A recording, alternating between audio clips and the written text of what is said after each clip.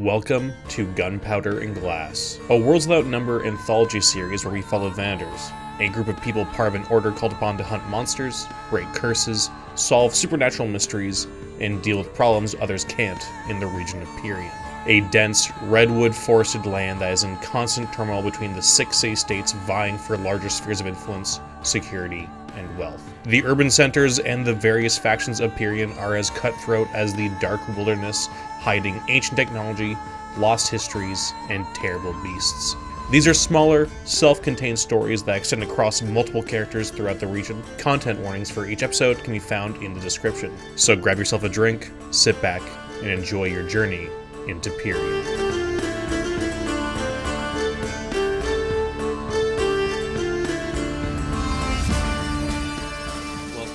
To the second session of the Gunpowder and Glass game with your character Felicity. Last time, I'm not gonna do a whole recap here, but mostly just like the last sort of things that happened was you stealing the power source that the brain that has been talking to you wanted, that it belonged to whatever body it has. This is sort of its power source, and it's kind of like a big crystallized kind of heart with a bunch of mechanical parts all over it. So you stole that, got into a few conflicts. You were chased by some goons down the street. You were almost killed, except for the clutch move with your foci that you had that was able to undo that, but it was still a little bit scary because there's still some more guys, I think, running down the street with spears, if I remember correctly. Yeah. But you made your way out of there on horseback to the Ratford, which is this sort of hotel that I feel like in the time since we last recorded, I kind of think of a bit like the almost like the John Wick like Continental Hotel, like not quite as like World of Assassins-y, but more just like we keep things on the down low, and it's like a nice place. Drastically changing the tone of the game. Yeah,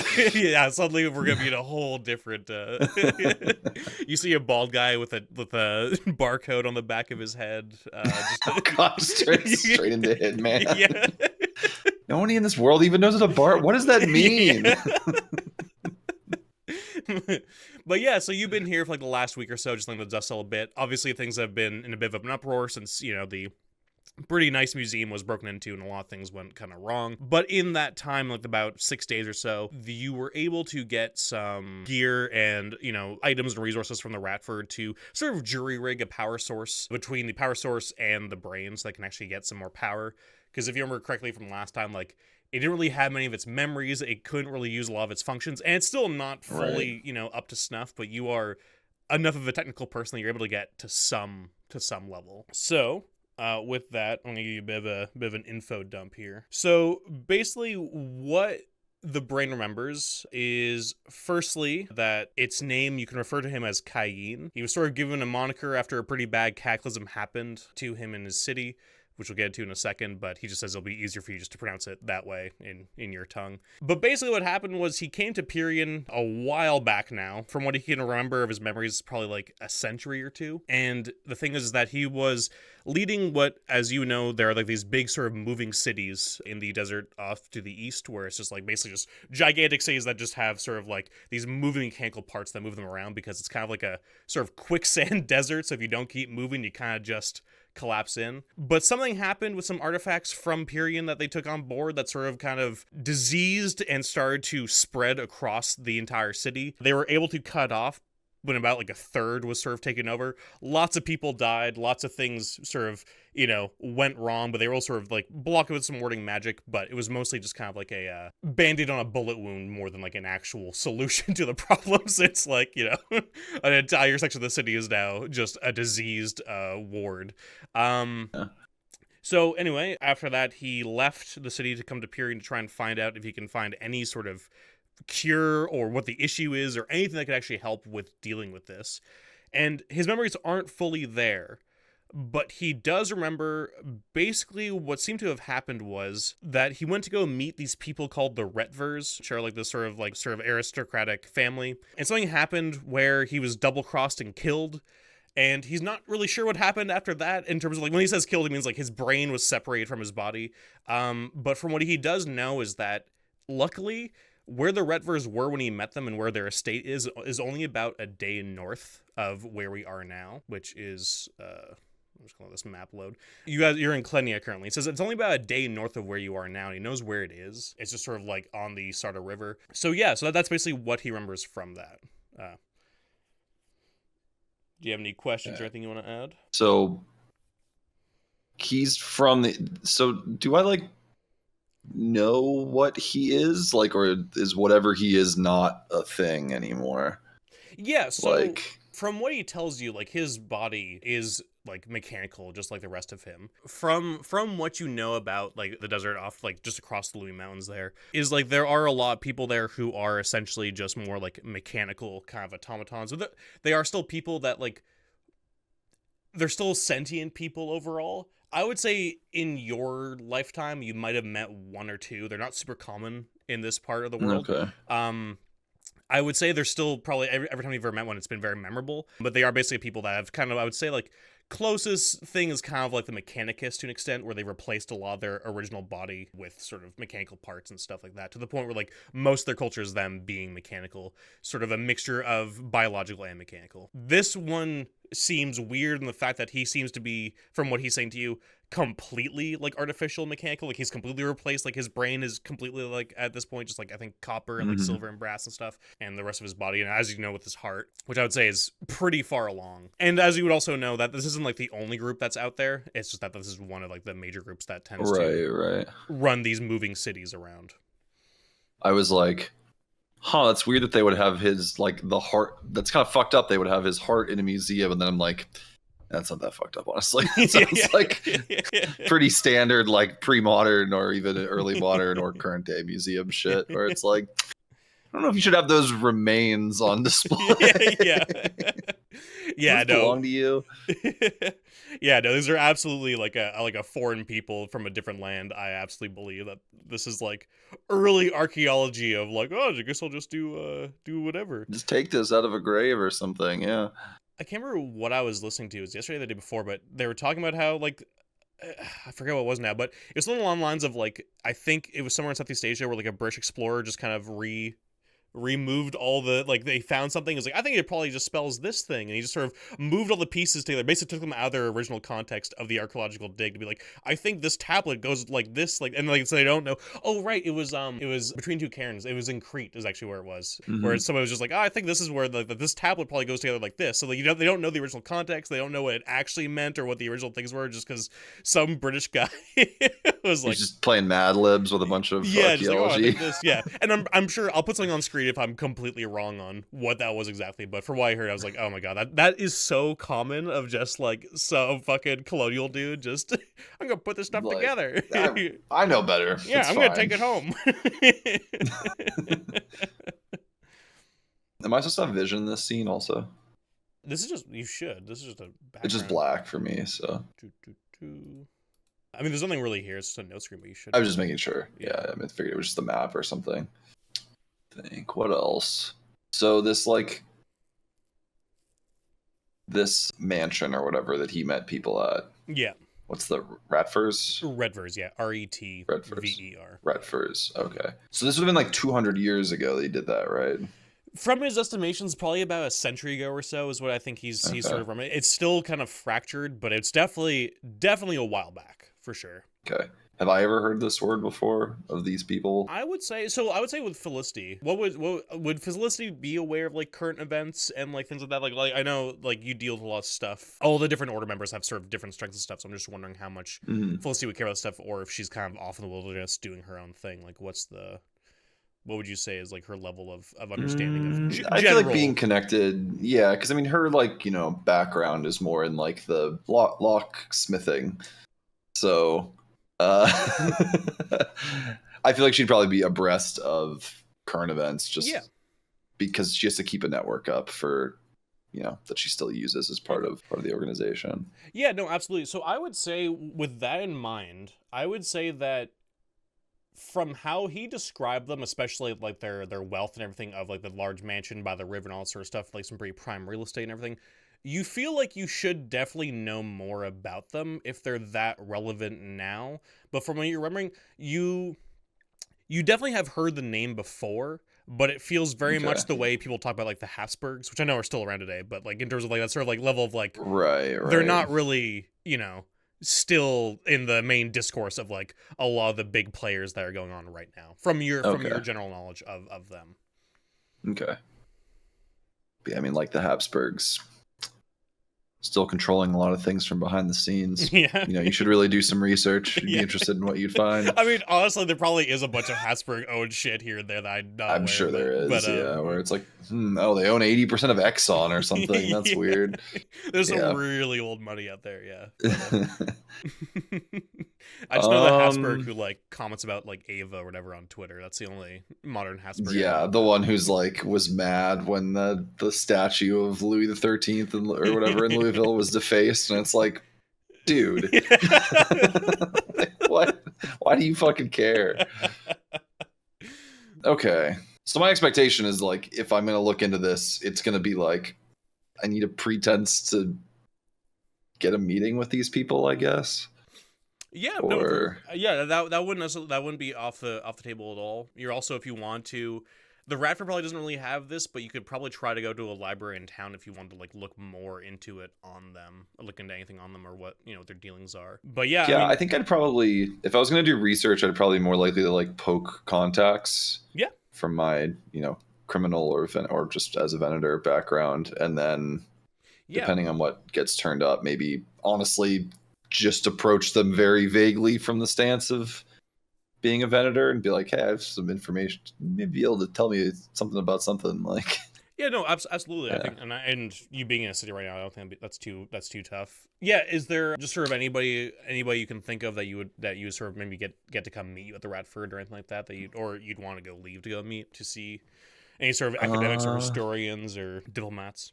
Yeah, maybe like somebody I know from, I don't know, a different part of my life. Yeah, is like a minor diplomat from one of the other city states or something. Mm-hmm. Like do like the deputy assistant something from like Voltimeri or something like that.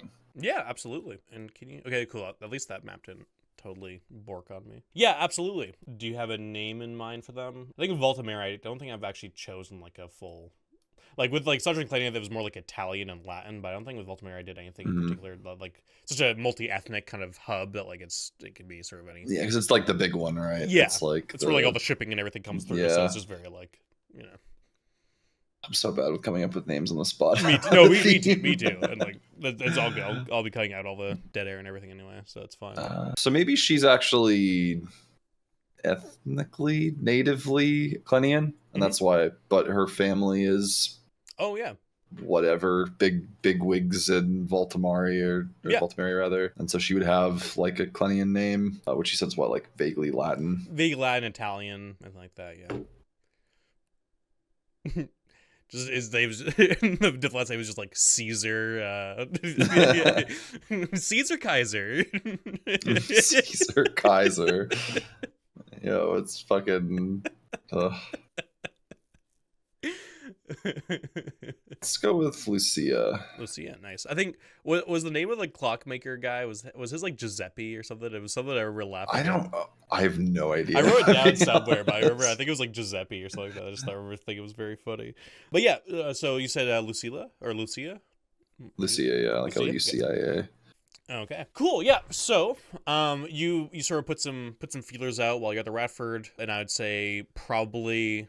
I would say this probably over like the course of those, maybe like the third day while you're chilling out and doing stuff. I would say about like maybe like the fifth day, Lucia is able to swing by the Radford to come say hi. She's waiting for you down at the bar, sort of just I would say probably in one of the tables off from the bar and everybody else. Though you also kind of notice going through here that it feels like a lot of the tables are pretty far, and there's a lot of like different designs to like make sure sound does not seem to move in certain ways that you don't want to reach other tables too much. She waves to you. She's looking like she's in a pretty like I'd say casual garb. It seems like she's off duty right now, and she's just drinking what looks like wine, and just bids you over to her.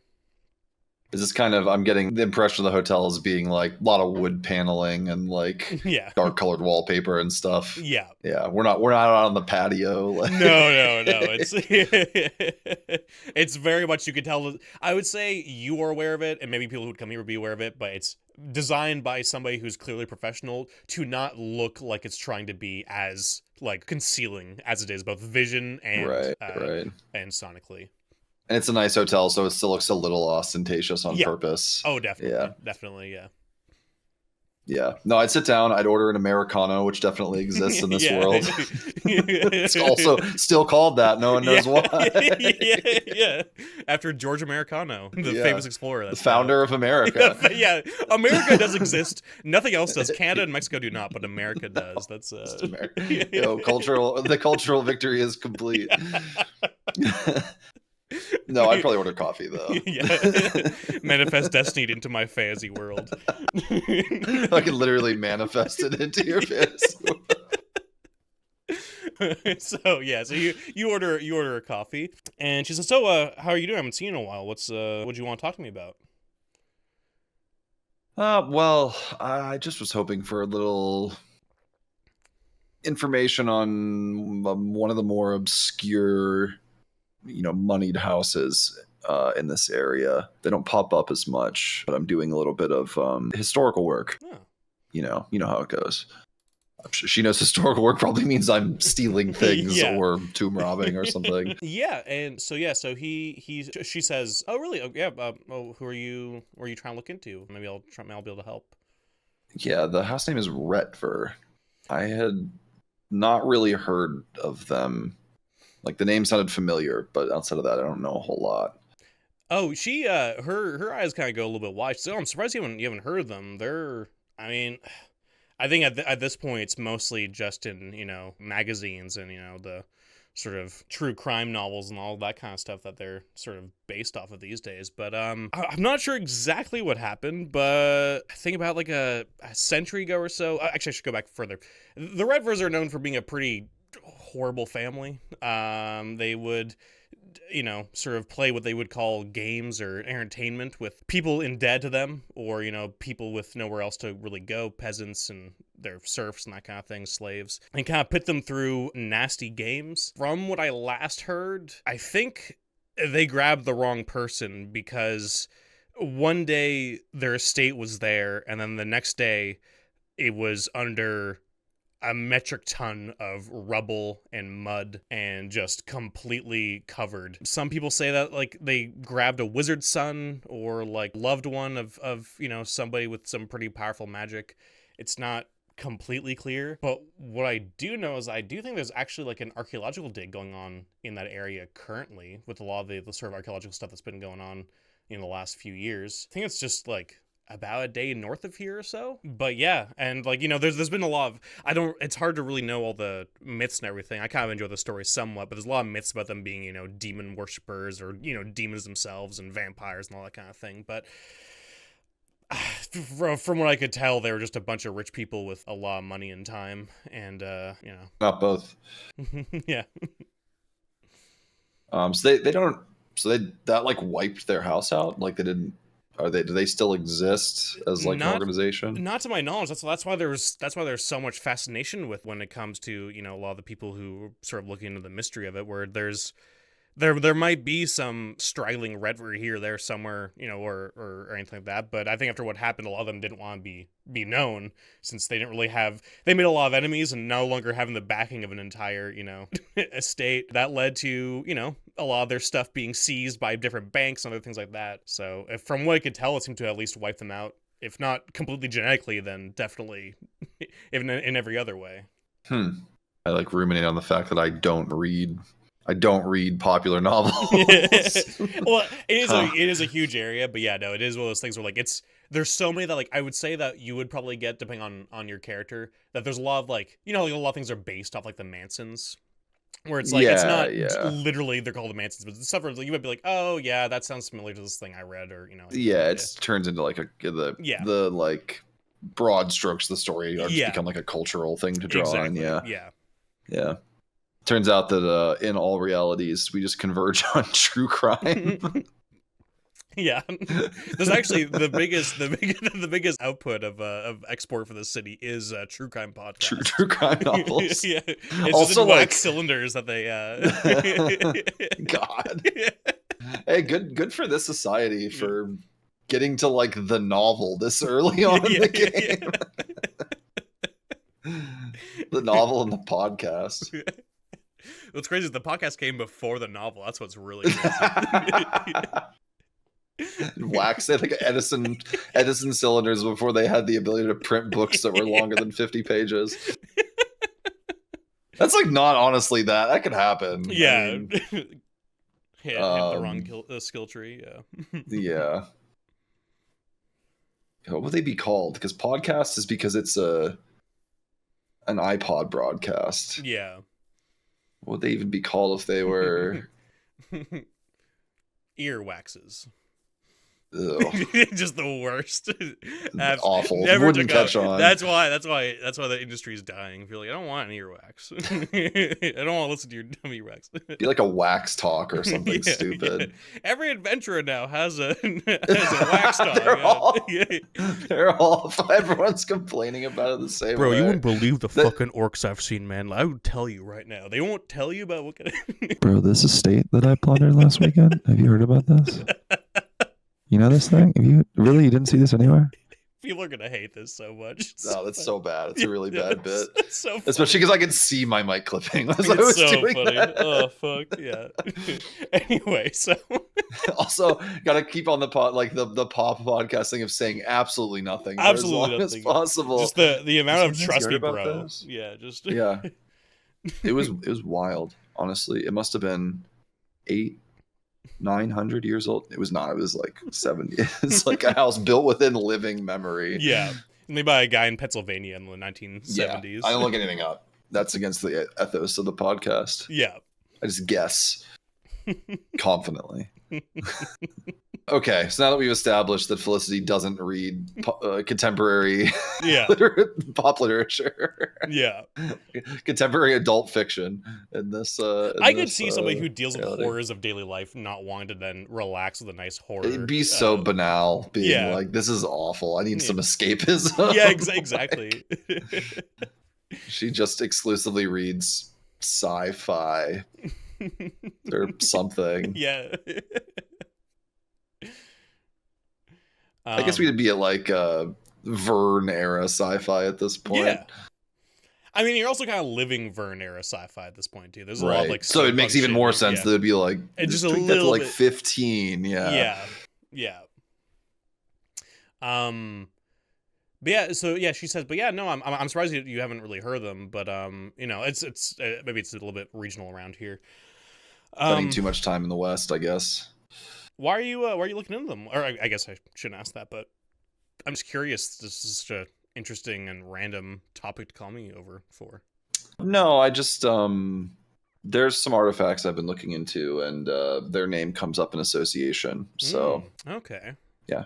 Oh, that's interesting. Yeah, like I said, I think it could be maybe it might be one of the mining companies doing it, but I do know that there is an archaeological dig that's going on right now over there. But I would just be careful. I've been involved in the area a lot recently with all like the, you know, and these archaeological sort of academic foundations are pretty feisty and pretty well funded. There's something going on right now with a bunch of, I'm sure you've heard of that with your line of work, but a lot of them are really not, you know, open to talking with outside forces or, you know, really looking to share what they've been finding. So I would say if you are looking at this, be careful, especially when it comes to Retfords. I mean, who knows what kind of freaks might be, you know, trying to find artifacts that they might have been they might have had. So, you know.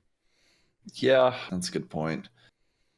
You know, any way I could figure out who's funding or who's carrying out the dig? I mean, I could look into that for you. I think that wouldn't be too hard. I mean, even like as you know, just out of character, that like the thing with safe states is like they have influence over a lot of the areas, but like a lot of the areas are kind of like do whatever the fuck you want. So there's no like where they are about a day's north. There's no like land deeds or anything that they need to be buying from. Right. They don't need to like be like permitted by Clemia to be these up are there. not kingdoms that are like, this is all the goose are mine and you will not touch them. It's more just like no hunting. Yeah, a lot of the influence is very much, you know, send dudes out there and deal stuff, or it's like just a diplomatic sort of, you know, and yeah. stuff. But yeah, she says I could probably try and find that out for you. It might take me a few days, however. There's a lot of red tape usually. Look like I said, into it they're not making it too easy to myself find. as well. Sorry, what'd you say? Yeah, I can also look into it myself. Yeah. So yeah, absolutely. Probably like, you know, thanks, and you know, we hang out and just chat for another 30 minutes or so, get another coffee. Yeah. Tells you about the new Wax Talks that she's been listening to. The Wax Talk. It's so bad. It's so bad. That's why I like really it. Really bad. Wax Talk. It's also a fucking ridiculous thing to have. Yeah. It's like, because I don't know what the length on a wax cylinder is, but if it's anything like a record, it's like 15 minutes. Yeah, it's like early YouTube. You only got like 15-minute videos. That's all you could upload. Oh man, yeah. But somehow the Wax Talks are less racist than early YouTube. That's what's crazy. Let's see here. But yeah, so yeah, she says she can probably meet back up in like 2 or 3 days if you want. It's probably gonna take her a little bit to do that. Is there anything that you want to do in that time? If you do, is there any sort of research or anything else? Anybody else you want to talk to? I mean, I would assume if they're this close to the city, they probably at least, it would make logistical sense for them to have procured a lot of their stuff out of Klenia. So I'd probably, see if I could dig something up on, whatever, grease a few palms. Yeah. To see if like, yeah, hey, I mean, did anybody, like rent 36 pack mules or something in the last...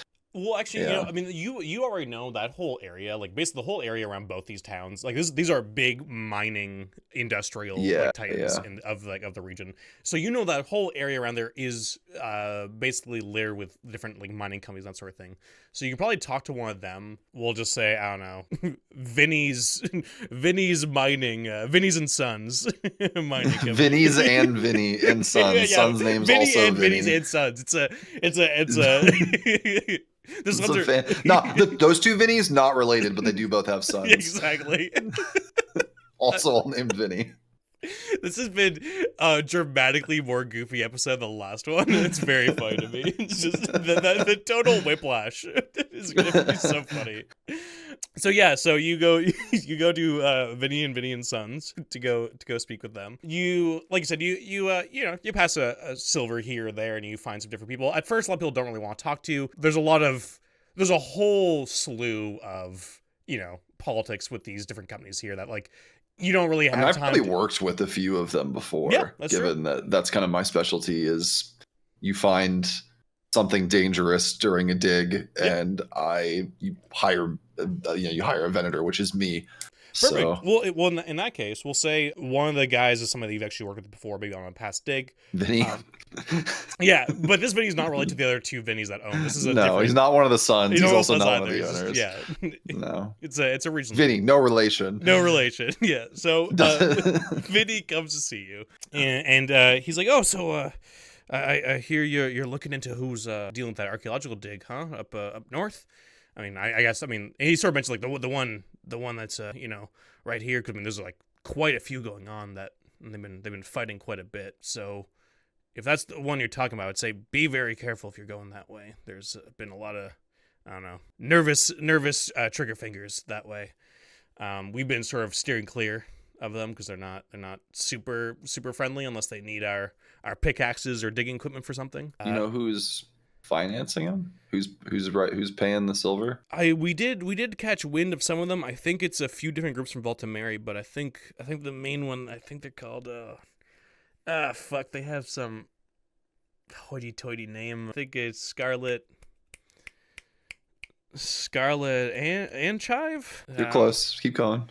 Scarlet Archive. That's it. Yes. Cleverly disguising the fact that I was blanking on the name too. I think that works. Yeah. Okay. Thanks, Vinny.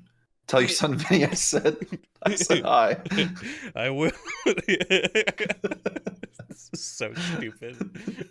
I'm just like desperately trying to not have to think of any other names, so everyone is Vinny. Yeah. For my last APs, I had like a list of names I'd have next to me because I was professional back then, but now it's all Vinny. It's all jazz. It's Vinny's all the way down. But yeah, he says there's some other groups there, but like the main one that seems to be funding it is the Scarlet Archive. Yeah, once you're able to find, didn't cost you too much silver, and I would say that overall, if you talk to Lucia again, you get basically like a similar kind of thing where it's like, yeah, I was able to find out this stuff. Yeah, it seems like they've been doing lots of different digs and a lot of different, I guess, research and sort of putting like their prongs into not just Retver stuff, but just a lot of different archaeological, I guess, interests in the area. They've been pouring a lot of money and manpower into this area.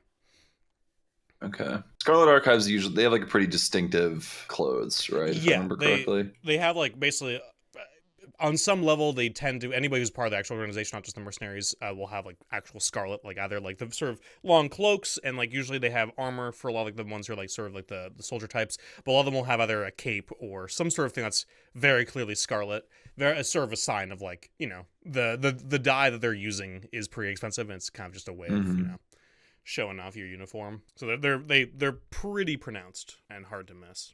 Okay. So I want to put together a disguise in that case. Okay.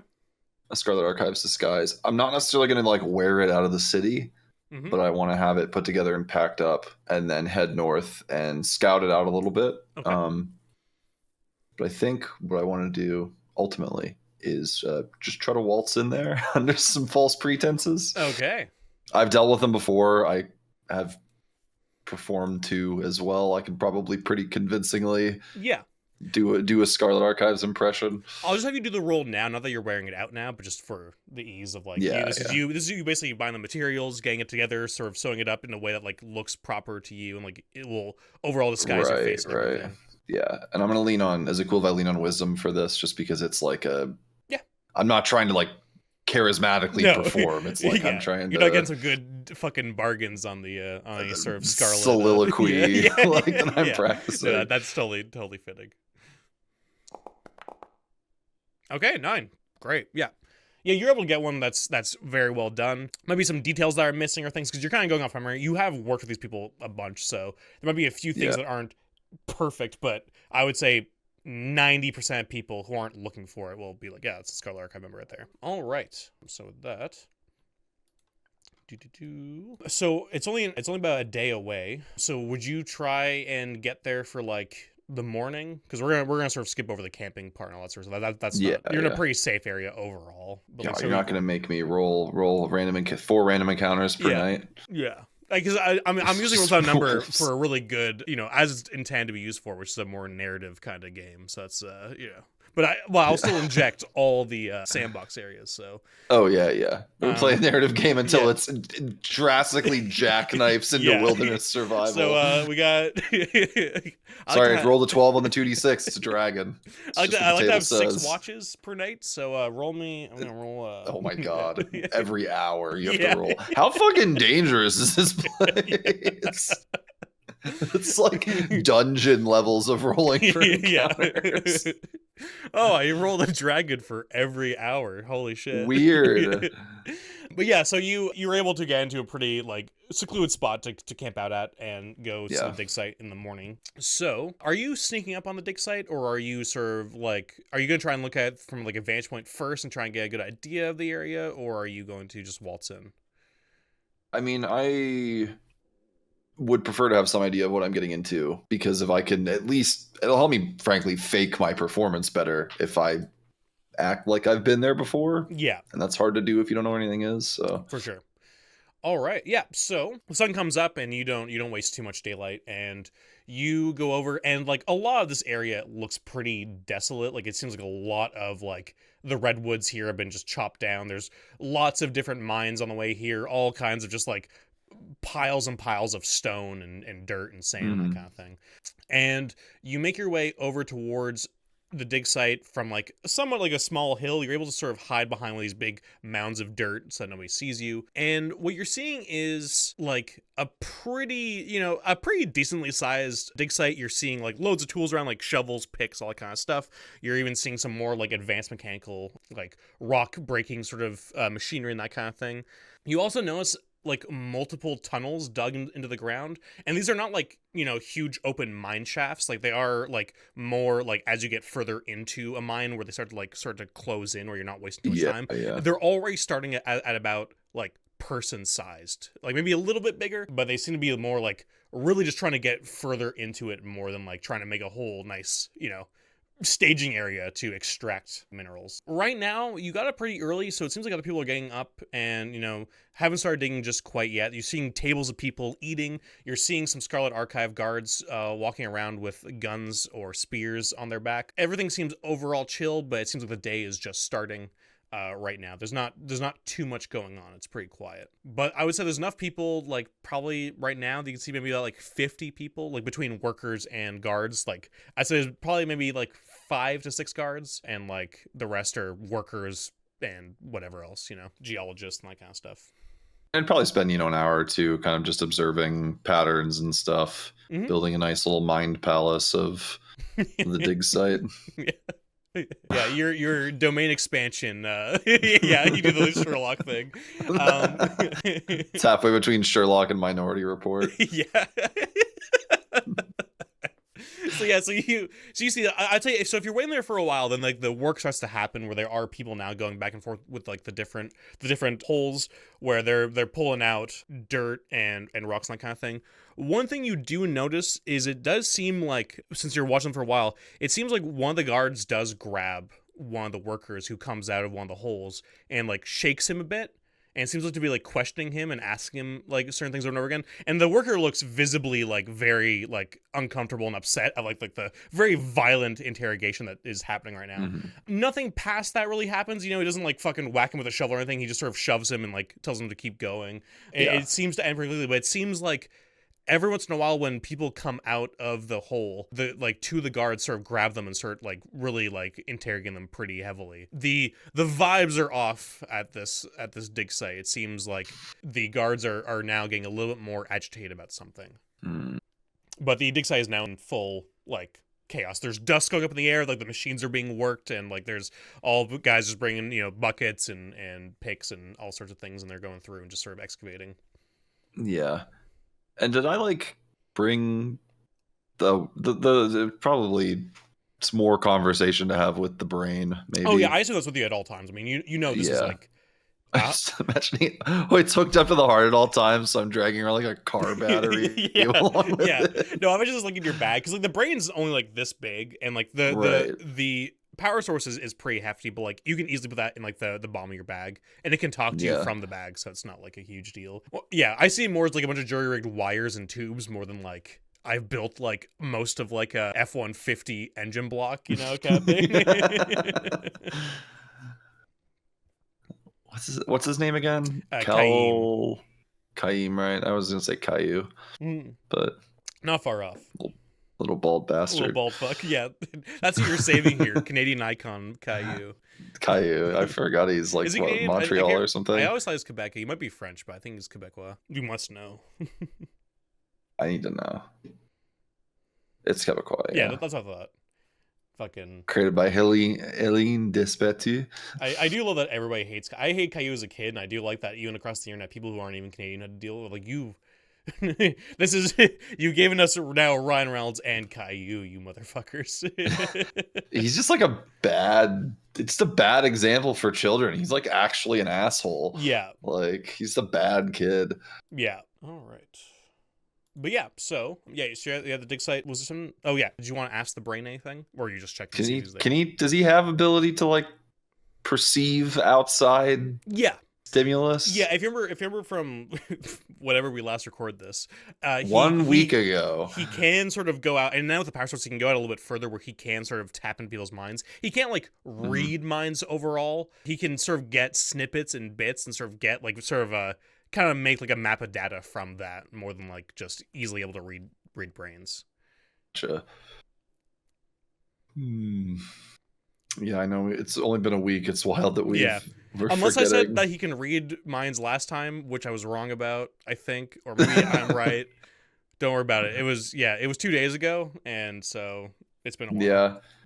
Yeah, my fit of American patriotism earlier has nothing to do with the Olympics that are happening in 3 months. Which is funny because when this comes out, they'll be way in the past anyway. Way in the past. Oh, man. Yes, totally has not happened yet. Not the closing ceremony today. Okay. So, I mean, yeah, I'd kind of be like, hey, we're here, but here is not the way that it was when you were here last. Like, the place is underground. He, from what you can perceive, he says like, no, like, yeah, like whatever's happened here, like the land has been filled in. Like I was definitely like, I mean, he's saying it's like from what he can perceive, it's pretty hard because the landscape is so changed by the mining companies and the archaeological dig anyway. But right, this is definitely wrong and different from when he was here. But he does say like he can perceive his body a lot more easily now, and he does say the body is like down below in the earth. Still here, okay. That's presumably what they're looking for. How big is it? His body? Yeah. He says probably how tall is Felicity, would you say? She's not super tall. She's probably like 5'5". About 5, yeah. He says probably about like 1.5 times the size of you. So he's like 2.5. Okay, he's tall. Okay. Yeah, like he's a pretty big. 2.5 meters tall. He says it's been a while, so maybe like they might have just mantled his body. Who knows? But when he was like a big sort of hulking. Okay, but like a single person's not fucking carrying that out. No. It's a big robot body. Yeah, pretty much. Yeah. Yeah. All right. All right. I'm gonna put on my disguise and try to talk my way into the dig site. Okay, sounds good. Yeah, so there's obviously some sort of like outer like perimeter guards that are going back and forth. Are you going to go talk to one of them, or are you going to try and like bypass them and hope they don't notice you? And like what's the plan with that? I don't want to cause like a gigantic scene, but I do want to lean on the angle of being like someone middlingly important but forgettable enough that people here wouldn't know who I am. Yeah. Where it's like, yeah, I'm like a lieutenant for some other arm of the organization here to be like, why the fuck have we not found it yet? Yeah, no, absolutely. I mean, you've dealt with them for a little while now, so I would say you're able to come up with like a name that like of like a guy that you dealt with maybe in Valtameri somewhere. So if that's what you want. Yeah, obviously I change as much. I make my face and hair look as different as possible. Yeah, you have it. You have yourself covered, and also you've been on the road for a bit, so like it does look like if there are any details that would stand out, it does look like at least maybe like the dust and mud might cover some of it with your 9 roll, which is like a very good roll. Yeah. But yeah, so you are going to talk to one of the outer guards then, is what I'm hearing. Yeah. Okay, yeah. Yeah, so you leave your little perch and you head down, and there's a guard there with a spear who notices you. Sees your uniform, is kind of like not standoffish, but like kind of like sort of professionally like, "Hey, what brings you here?" Well, I'm here to check the progress. I'm here on behalf of Quartermaster Stores. The joke for 3 people, most of them are not even gonna watch this. I was trying to think of like an officer Quartermaster name. Stores does stay in my head forever, so it's not gonna go away. Yeah, it's been there for like 4 years. Okay, so yeah, he sort of rubs his chin like Quartermaster Stores. I mean the dig's going pretty well. Well, no, I didn't ask if it was going well. I asked if you'd found it yet. That's what I'm here for. No, we sent a few soldiers in a few days ago. They haven't returned yet. We're still sort of soldiers or diggers. Some Scholar Archive members. We sent them down there. They haven't come back yet though. There's a few of the archaeologists went down there with them as well, but none of them have returned. We've been seeing if the workers have seen any signs or anything, but all of them are just coming back with rocks and dirt and. Well, we haven't found it yet, but we will. This is a ridiculous show of incompetence. I pull out like a small wax cylinder with a little phone and like wind it up and then take a voice note. Like yeah, so he's doing a voice note and he's just like stone faced and he's like we're doing the best we can under the circumstances. If you want to go check it out, you can. He points to one of the guards that's like nearer to the dig site. If you want to just talk to Viz over there, he'll be able to tell you in more detail. I'm just one of the guards here. I don't even acknowledge what he said. I just keep walking through. Yeah. Yeah, towards that guy. Just push past him, and he's just like, he just sort of wipes his brow, and you head down towards the dig site proper here. And yeah, the guy, you see, he has like a badge that sort of shows his office, and he's clearly in charge of just the way. And you, as you're approaching him, he is grabbing what looks like probably like maybe like a woman in like her early 20s, and he's just grabbing her like by the collar, and he's like, "Where are they? Have you not found them? I sent you down there. They've been gone for 2 days. If they don't show up, I'm sending you down there." And he sort of shoves her back, and he notices you, and he says, "Who are you? You're not one of my men." No, I'm not. I'm here because your men aren't doing their jobs. You can't talk to me like that, or you. And he sort of like storms up towards you. Yeah, he storms up towards you and just puts his like finger in your chest. He says, "Who are you? What do you want here? I don't recognize you." Well, I'm from, what would be my cover? I mean, sent directly from, would they have like a branch that like manages all their fucking artifacts and stuff? Yeah, that's not this one? I would say that this is probably like a sort of like maybe like a field branch versus like the branch that's back like in like the home branch. Yeah. No, I've been sent directly from the home branch. I mean, they're not happy that we've not been able to retrieve it yet. Expected this dig to be done days ago, and I heard that retrieval operation didn't come back, and you're just hanging out, threatening to send unqualified miners down to retrieve a precious artifact. I need results, and the men haven't come back. I'm doing what I can with the resources I'm given. Maybe you should have brought more people than just one person to come help out with this. Since this is so I'm sorry, important. I expected some competence out of this operation. Yeah, he sort of his face gets really red here at this, and he says, "Well, what'd you have me do, huh? Who do you work for? I want your supervisor's name." Quartermaster Stores. I'm directly. He's the one who sent me. Yeah, he stammers somewhat and says, "Oh God, what do you want me to do? If my men don't come back, my men don't come back. I don't have control over that." It's ridiculous that me as a home office, lieutenant, has to come here and do the dirty work that the field division like you was sent to do. Give me a squad of your men and I'll go get them back. In fact, you should be part of that squad since you seem so vested.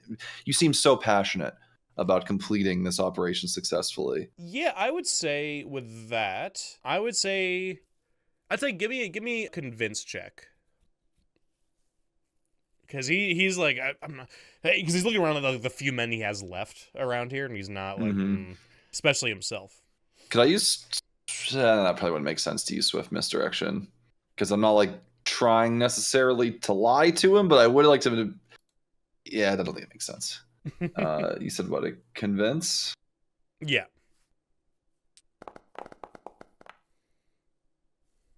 Okay, 6. He says, "I can give you 2 guards, but I need to watch this site. These workers are slacking off when I'm not around, and I can't lose any more of them or any more people. So you can have 2 guards, but that's it." I pull out my little recorder and I say something quietly enough that he can't hear me, and then I click it off. Hey, what'd you say there? Hey. It's no. It's sorry. It's not really for this division to be able to read my notes or listen to my notes. Professor Stores will hear about this unprofessional behavior from you. What's your He'll name? hear about your Lieutenant.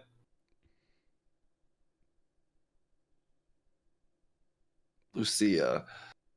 Okay, Lieutenant Lucia. And you see him kind of do almost like a pathetic version where he has like a little like notebook, and he's just like, "Yeah, well, 2 people can do this." You see that he cannot spell lieutenant at all, as he's just sort of. I'll be sure to include your passion for the completion of this work in my ultimate report. Just.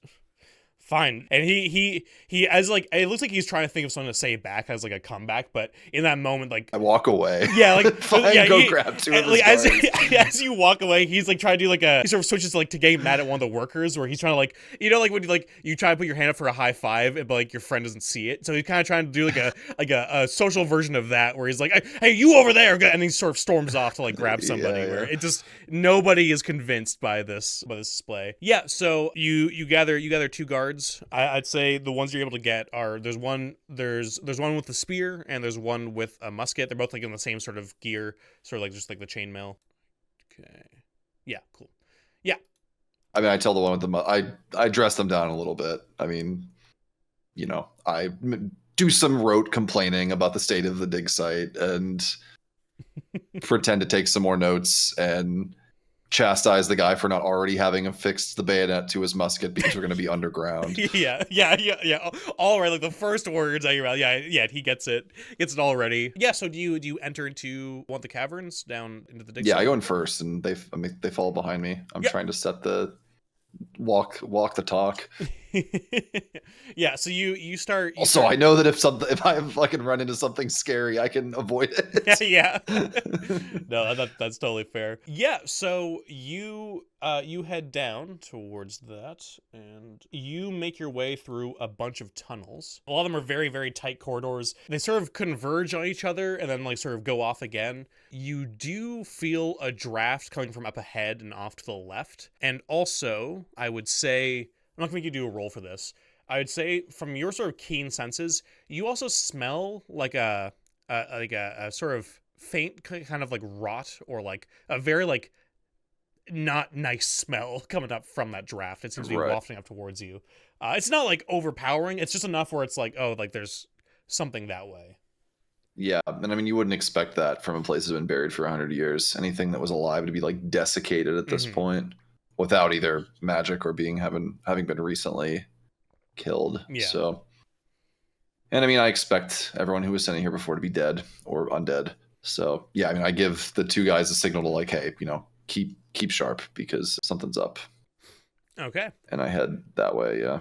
Yeah, so you head that way, and you kind of, as you go further down that shaft, you do see that there are sort of almost like strange kind of glowing lights that starts to appear like from that path. Like they're not coming towards you or anything like that. And it's not like super bright. It's just like this sort of like ambient glow that seems to be coming towards you. And you see that those lights come from what looked like some sort of like cliff shelf at the top of like you're at the top of this cliff basically, but you're not quite there. You're still like in the tunnel.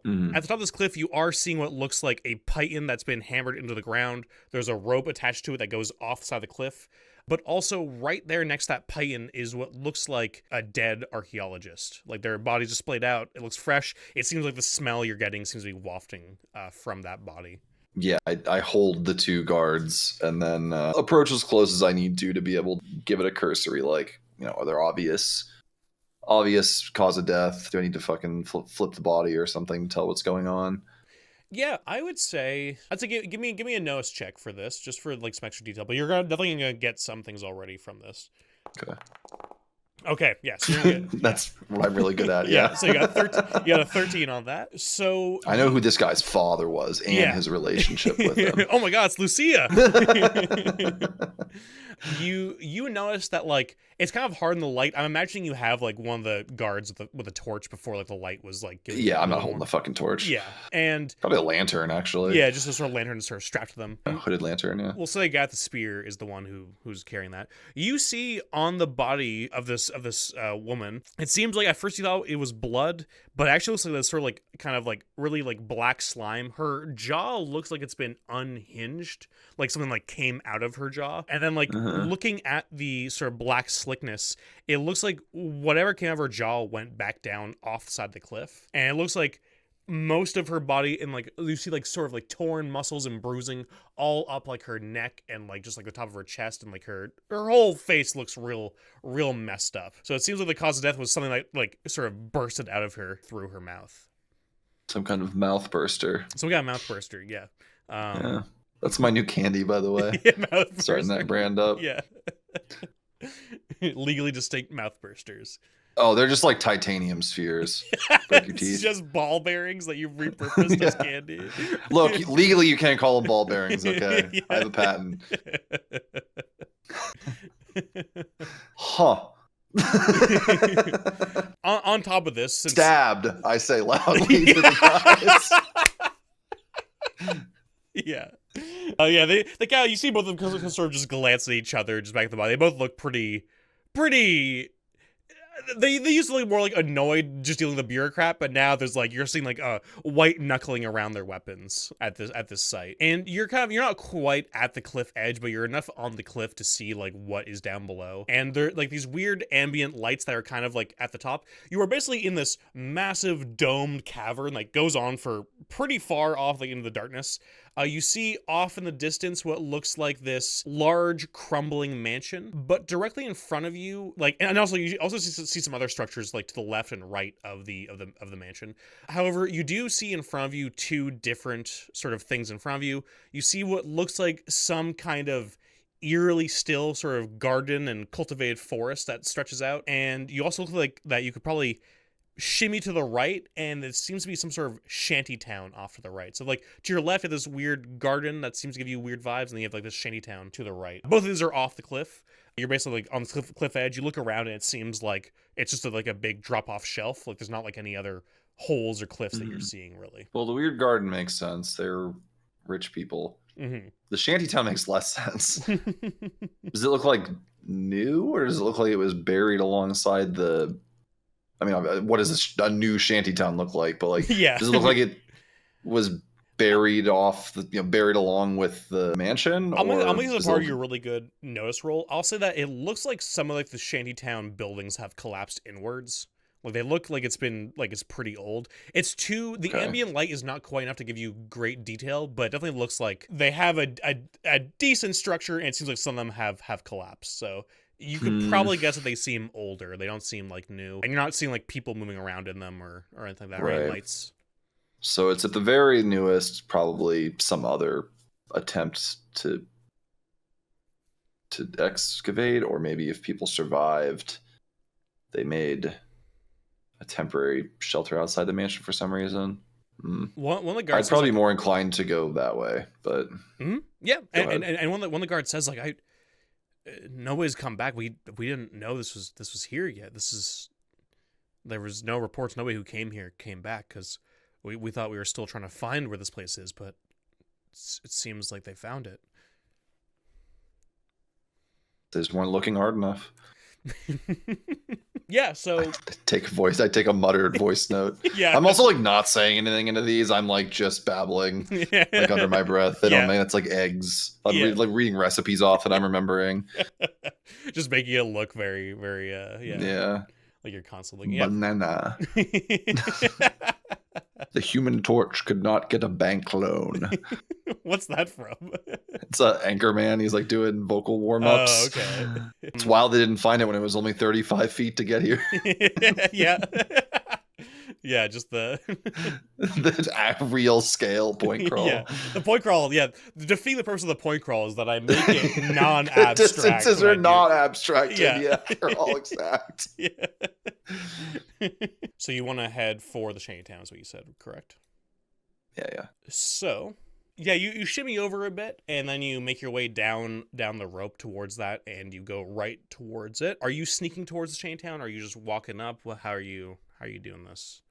I mean, I'm being cautious, obviously. I've, been on enough underground delves to not be stupid about it, but I'm not like, you're slinking through the shadows necessarily. Yeah, you're not. Because if A, I'm not expecting anything to be alive, and B, if stuff is alive, I don't expect fucking Metal Gear Soliding my way through the shadows is gonna really stop it from getting me. Every time you do go perfect move, the guys behind you are just like clinking their armor against the ground. So it's just they keep losing me. Where'd you go? Where'd you go? What was that? Like a video game guard that's must have been the wind. Yeah, so you make your way over to the Shantytown, and you're right at the like cusp of it, and you see. This looks like the Shantytown looks like it has basically one street, maybe two streets, like a bunch of different buildings that are just sort of all covering each other.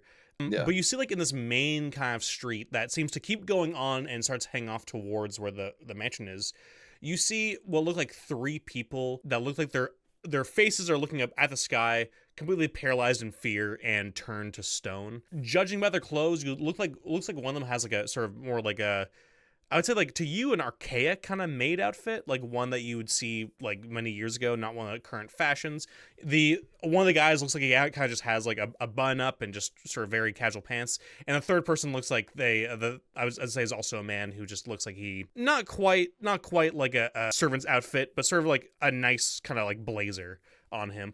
All these being stone is hard to say what the quality of them is, but yeah, they all look like they're just looking up the sky, faces frozen in a scream. Probably not recent. I mean, would I have any intuition as to what could do like a flesh to stone? Like, what is there something I would know about that I could correlate this to, or at least take a guess at, even if it's not right? Or is it just like this might be some random magical effect that somebody put on? There's powerful magic that can do this, and there are things like basilisks in this world. But the fact that they're all looking up at the sky when this happens, like, I would say there's probably some creatures out there that can fly and turn people to stone. I would say that either it's so rare that you'd be like, that could be a thing, but I'm not totally improbable. Sure. Yeah, it's not something that you've come across. From what I've gathered with your character, you're not in the more monster huntery of the Venator type, so I'd say that like your knowledge is decent on it because it's still a pretty big part of the Venator sort of work that they get. But yeah, there's nothing like immediately jumps out like, oh shit, yeah, that's like a flying Medusa. Yeah, that's like a real problem around here. Yeah, a real Deusa problem. We got a real Deusa problem over here. Fuck, flying all over the place, running in all my lamps at night. Yeah. Moths. I had to keep bringing a mirrored shield everywhere I go. It's getting real heavy. Like just like in your house at night, you're just like, and you're like, God damn it! Like pull out like a big mirror and walk outside. That's a big. You see like a. It's like a big fucking statue hits the ground. God damn it! It's right in front of my goddamn front door. I'm gonna have to break the statue up in the morning. I shouldn't have left the porch light on. That's actually a really funny idea for it's such an annoying creature. Like a large sapient creature that's just attracted to light. Yeah. It's a big size of... Also, why do they fly? Yeah. Oh man. All right. So... Okay, so yeah, unlikely that some creature that would come out and turn us to stone. Yeah. Probably not some effect of the immediate area. I mean, I'd peek around and make sure it doesn't look like there's some magical ward or something nearby. I would say that you notice like what little tufts of like grass and dandelions and everything else. Those are also all stone, and like it's the same kind of like same sort of like stone color. Yeah, like that's like in like a specific area, or from where you can see, it seems like all the grass, any flowers, all that sort of stuff has turned to that. Weirdly, looks like the worked wood of like the Shanetowns has not been turned to stone. That seems to still be wood. Okay. I mean, I'd take something, a piece of food or something, like an apple, from my backpack, and I huck it in that over there. Yeah, no, the apple just bounces all like on the ground and just rolls, getting all dusty, but it stays looking like an apple. Does not turn into stone or anything. To be clear, from what I'm saying, this is like where you are now too. If there's any sort of grass around you, it's also okay. It's also It's also stone. Yeah. All right. Old magic. It's probably fine. Go pick that apple idiot. up. You're stone now. Game's over. God damn it! I knew I should have fucking. I should have. I just like those left. old school games, man. I like the brutality. I should have left and gone and hired somebody who can cast Dispel. Yeah. And then come back. Yeah, make one of the guys go pick the apple up. So he goes over to pick the apple up, and like as he picks it up, you do hear what sounds like from one of the alleyways of the Shanetowns, probably just like further in. You do hear what sounds like the sounds of like choked human screams coming from over there. Good. And yeah. I'd say the guard with the musket grabbed the apple and kind of looks at you like, what do we do? I pull out my gun. Yeah. And I don't know if I have a bayonet. I probably don't, honestly, because I carry a sword. Also, I don't need it because I can fucking reload in melee. Yeah, shoot in melee. Yeah, you're like a prodigy of. Yeah. God, can you imagine trying to fire a musket in melee? That sounds absolutely awful. Yeah, it's like a 1.5 meter long gun, and you're just like. I think also with you, like, Because this guy's got like a basic kind of musket. I think with you have like a breech loaded kind of weird rifle thing, if I'm not mistaken. Like yeah, it's like a single shot rifle. Yeah. It's probably also relatively shorter than an actual musket. Closer to like I think we talked about it last time. It's like a Sharps or something, close to that. Like trapdoor. Yeah, no, I pull my gun out and I check the powder and everything. I'm like, all right, well, 2 of you are big brave soldiers. I'm just someone from the home office. Let's figure out what the hell's going on here. All right, are you putting them in front of you, or are you going in the middle? Yeah, I put them in front. Okay, sounds good. Yeah, so you're behind them. The two of them are in front of you, flanking each other. The guy with the spear is a little bit further ahead, and they got the musket.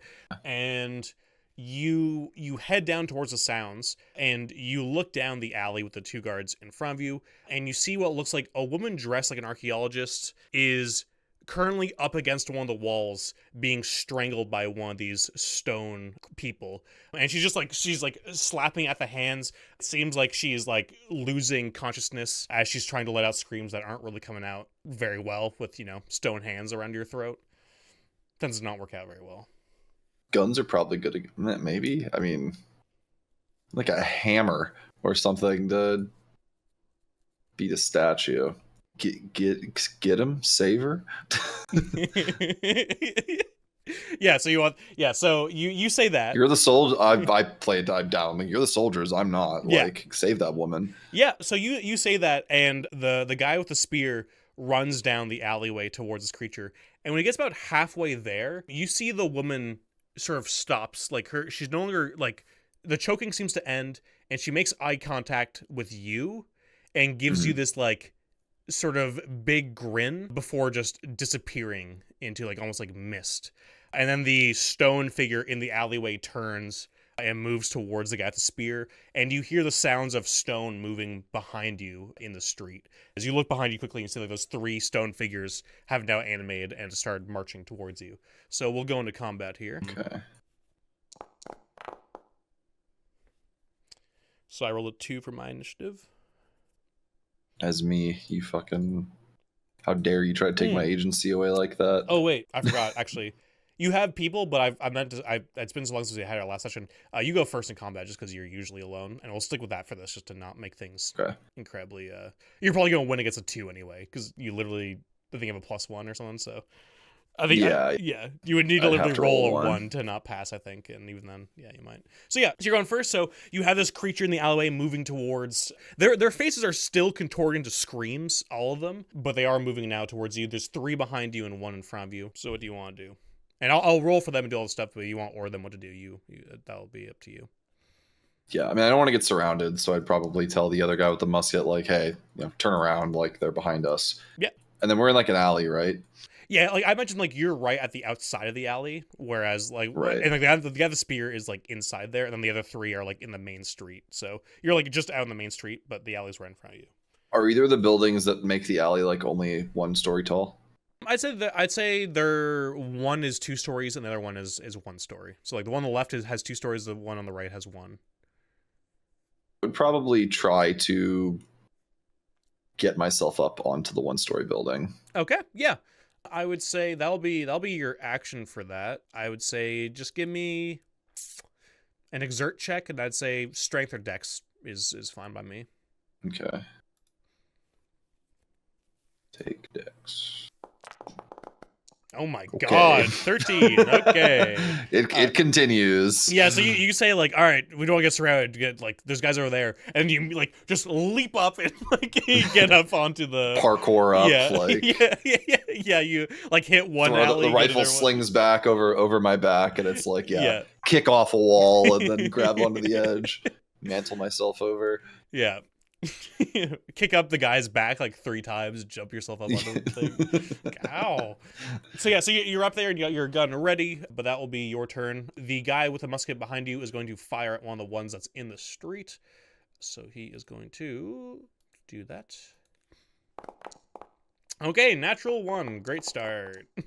Good. 4 is would have been a good damage roll as well. Yeah. So he fires off the musket, but no dice, and the guy with the spear is going to keep running down towards the stone creature in the alleyway, trying to deal with that. Okay, that's nice. Better roll. How much damage did he do? He did 2 and his shock is 2. Okay. Yeah, so he hits it and like he chips off some of the metal of the person's like coat, but they're still going. They does not look like they've been too badly hurt here. So the one that is on the spear guy is going to try and slam him. No dice, I don't think. Too slow. With an 8.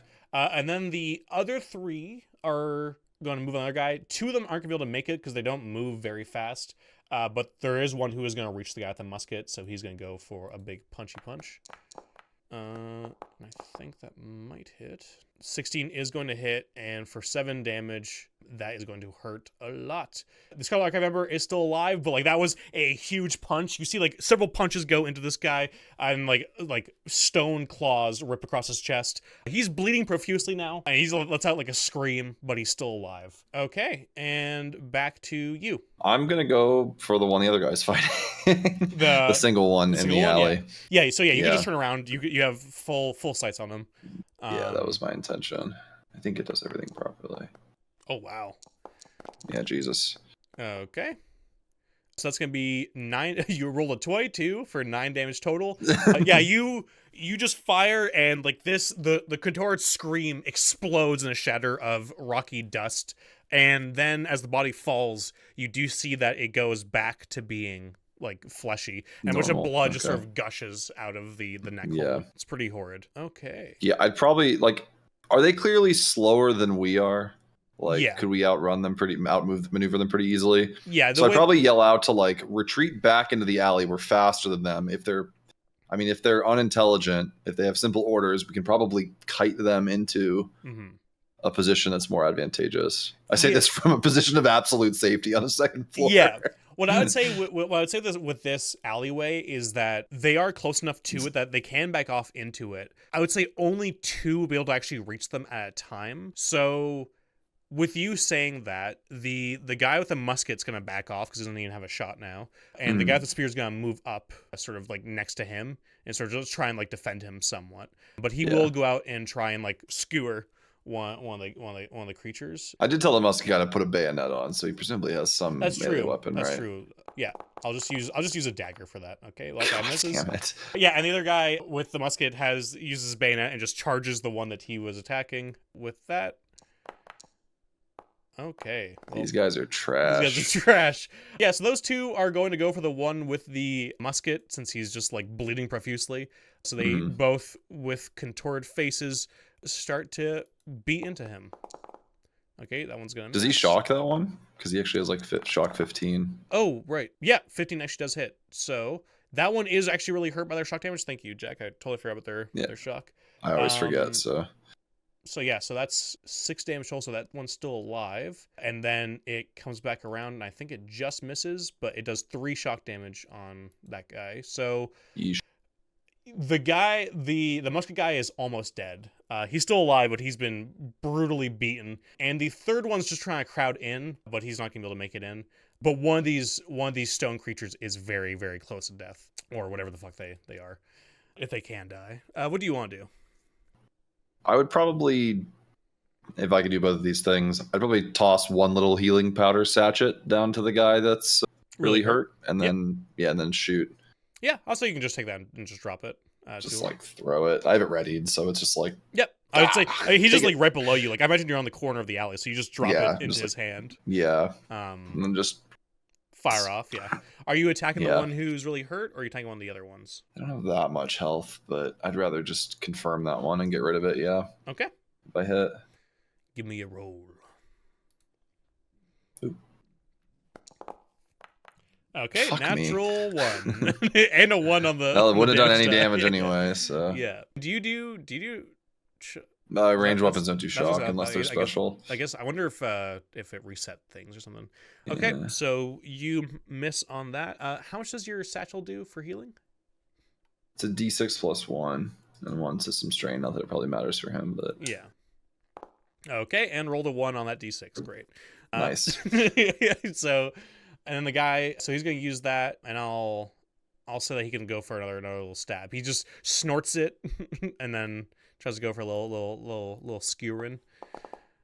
Okay, it rolls a 3. Great job, buddy. And then the other guy's going to try and spear the one that's really hurt. Okay, rolled Wow. a 3 as well. Great. Okay, so those two creatures, again, the third one can't make it in because of the tightness of the alley, are both going to swing on that guy. They're going to swing one on one on the other. So one's going to go for the hurt guy, who now got 2 extra hit points. Okay, good hit. He's still alive. Basically took away the... Yeah. Yeah. More than took it away. Oh, wait, he did shock damage, though. So the first one didn't kill. The second one did kill that guy. I forgot about the shock damage. Okay. So one of them is dead. Also turns back into a fleshy person once they die. What was I going to say? And then, yeah, so that's the first attack from that guy. And then the other guy's going to move in the alleyway and try and swing on, the spear guy. Yeah. Okay, rolls natural. Man, okay, I've rolled there's been 4 natural collectively, ones. We've rolled 4 or 5 natural ones. Okay, yeah. So this guy is gonna take 3 shock damage, but yeah. So they are now both hurt. One guy is on your side, is far more hurt. Yeah. So I'm just gonna shoot again. Yeah. Okay. That's better. That should hit. Yeah, that does just hit. Not enough to kill him, but just a bunch of stone and dust goes up as you hit one. Yeah. Okay, and then they are gonna go. We're gonna go with this shall be just the. Okay, dude, come on. With your damage and the damage they got from the last shock one, that is enough to. Oh, it's only doing 1 shock damage. Fuck. Okay, yeah. So it hurts this guy, but not enough. The other guy, the spear guy, is gonna try and go for the same guy, just try and get rid of him. Yeah. Okay, rolls a natural 1. What the Jeez. fuck? Wow, what that's the fuck is happening? Yeah, so this really is just everybody's just hitting their weapons off the alleyway walls as they're just having a shot. It's just fucking Dark Souls 1 combat. You keep trying to swing and hitting the walls. Yeah. So this one's gonna go for the guy with the musket. Just gonna try and punch him. It's not gonna be enough to hit. Okay, he's got 1 hit point left. He's okay. Yeah. Oh wait. Yeah, no, he's got 1 hit point left. Okay, so he goes on one knee where he's like, I can't do this. As he's just bleeding profusely now after being beaten by this stone creature. That's the last one who's left, right? I think the other guy died. So yeah. So back to you, Jack. Okay. There's only 1 guy left. All right. Yep. Take another shot. Why not? Hey, that should hit. There you go. Okay. So with that 7 damage, the next guys are going to go. Their shock damage is going to kill this thing. So you fire into it as they stab at it. And the guy who's bleeding starts he's on his hands and knees and he starts moving towards the cliff. He's like, I can't do this, man. I'm going to die out here. Fine, stay, you coward. Hey, you got to help me get back to the cliff. Please. Did they break your legs?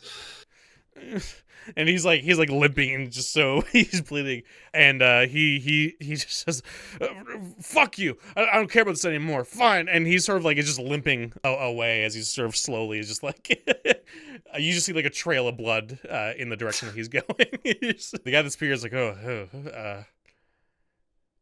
you want to keep going? What do you think?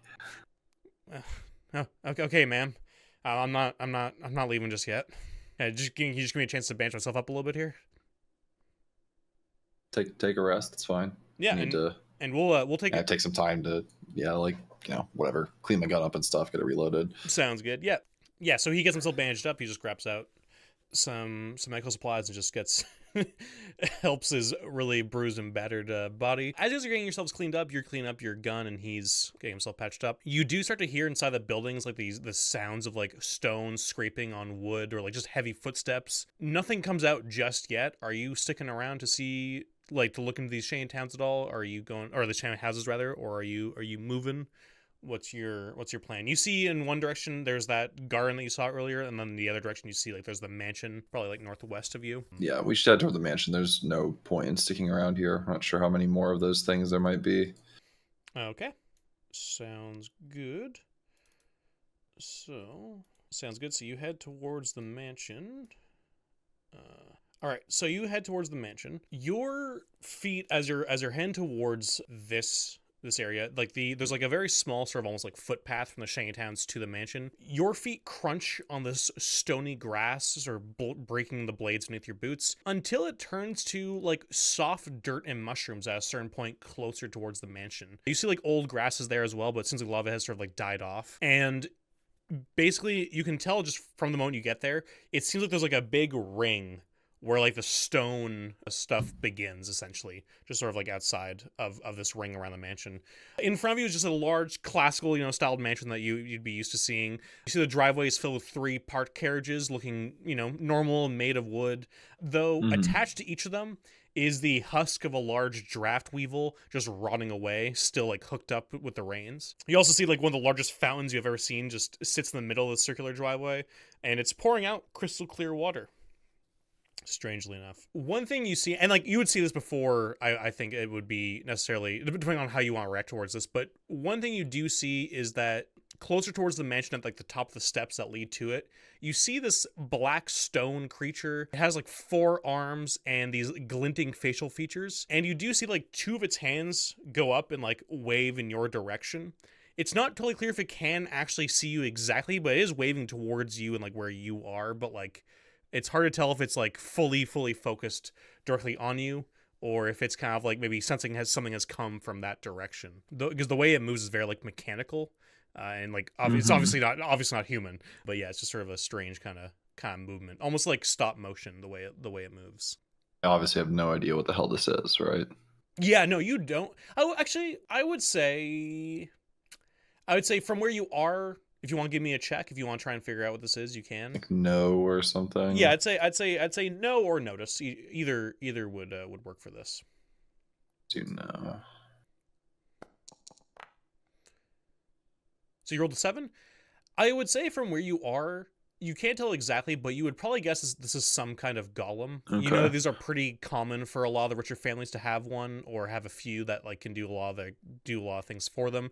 You've never seen one quite like this. This is a very weird looking one. A lot of them tend to just look like automatons. Yeah, like people. dudes, yeah.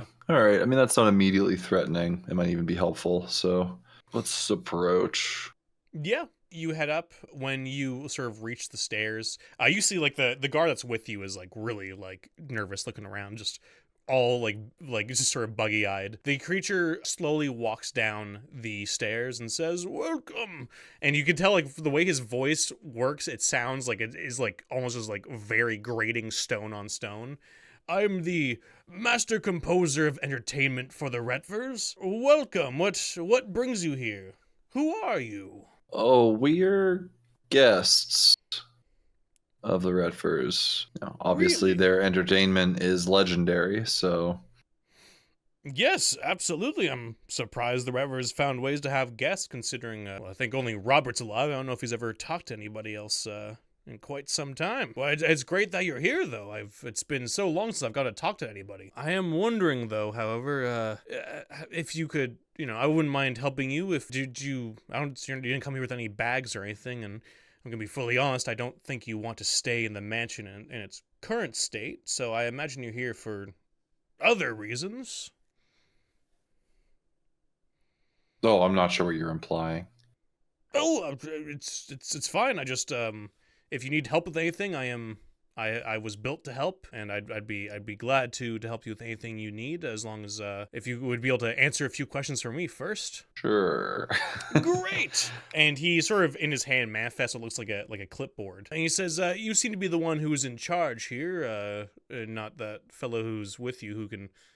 Please, you can put down the spear. I'm not gonna hurt you or anything. It's against my orders. Now, you see, I'm often, especially with these days, with there being no new orders from the Retvers, I'm always trying to improve at this entertainment, and I think from the sounds of gunfire I heard over towards the servants' quarters that you might have gone to meet some of my entertainment that I set forth. I'm just wondering, firstly, what's your name? I gave him whatever fake name I gave earlier. Lucia. Yeah.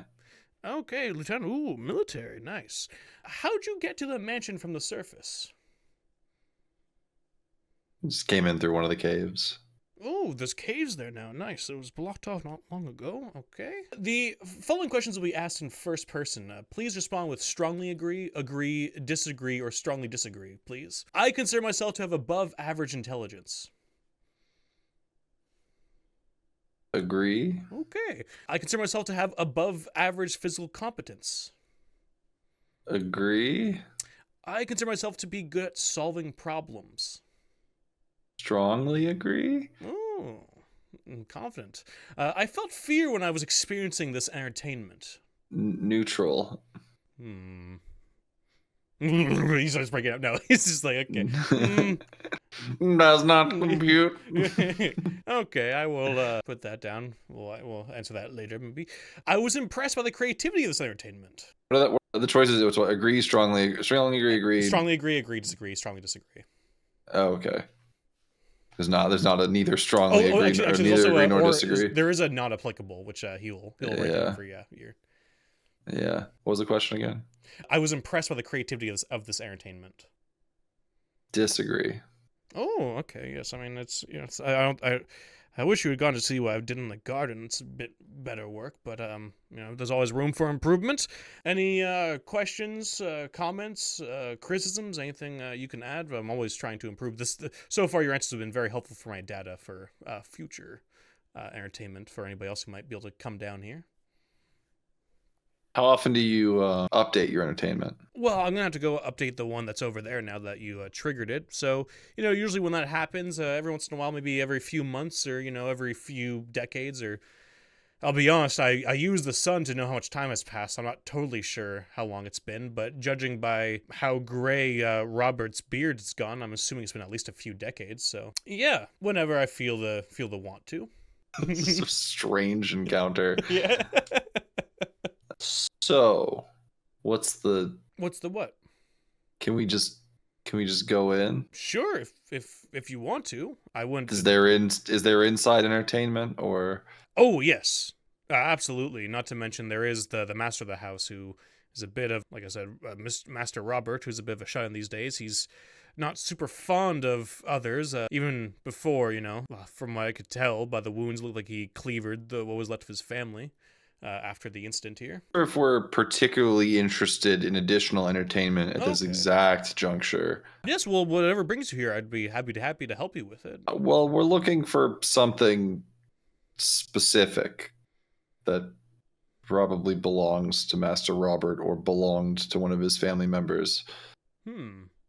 Yeah, what is this? Is it a painting or some sort of... Do you have to tell him what we ask? Is that how this works? No. No, I'll be honest, when they made me, they actually made quite a few mistakes in their orders. And not to mention, I mean, I call him Master Robert as just out of, out of respect for the family that made me, but I mean, I don't really have to do anything with him. I'm not allowed to leave this area, unfortunately, but... Yeah, we're looking for the body of one of the machine men from the East. Oh! Yes, that's here. However, it's not in the mansion currently. It was put up as decoration in the guest house, and he sort of points over towards the west. And you see some dark structures from where you are, and he says just over there, just across the pool in the zoo, there's the guest house, and that's where it's been held for a while. But I will say it is still there. However, there's been some unseemly creatures that have come there in the last few months or years. I'm not sure how much time. There's some sort of fissure next to the Sarda River has allowed these little blue men and women to come through, and I've seen them dragging people and animals and all kinds of things, and they've sort of done some what I'd call creative redecoration. My programming does not allow me to kick them out or hurt them, but I just want to be maybe a little more specific about this group of blue men. Yeah.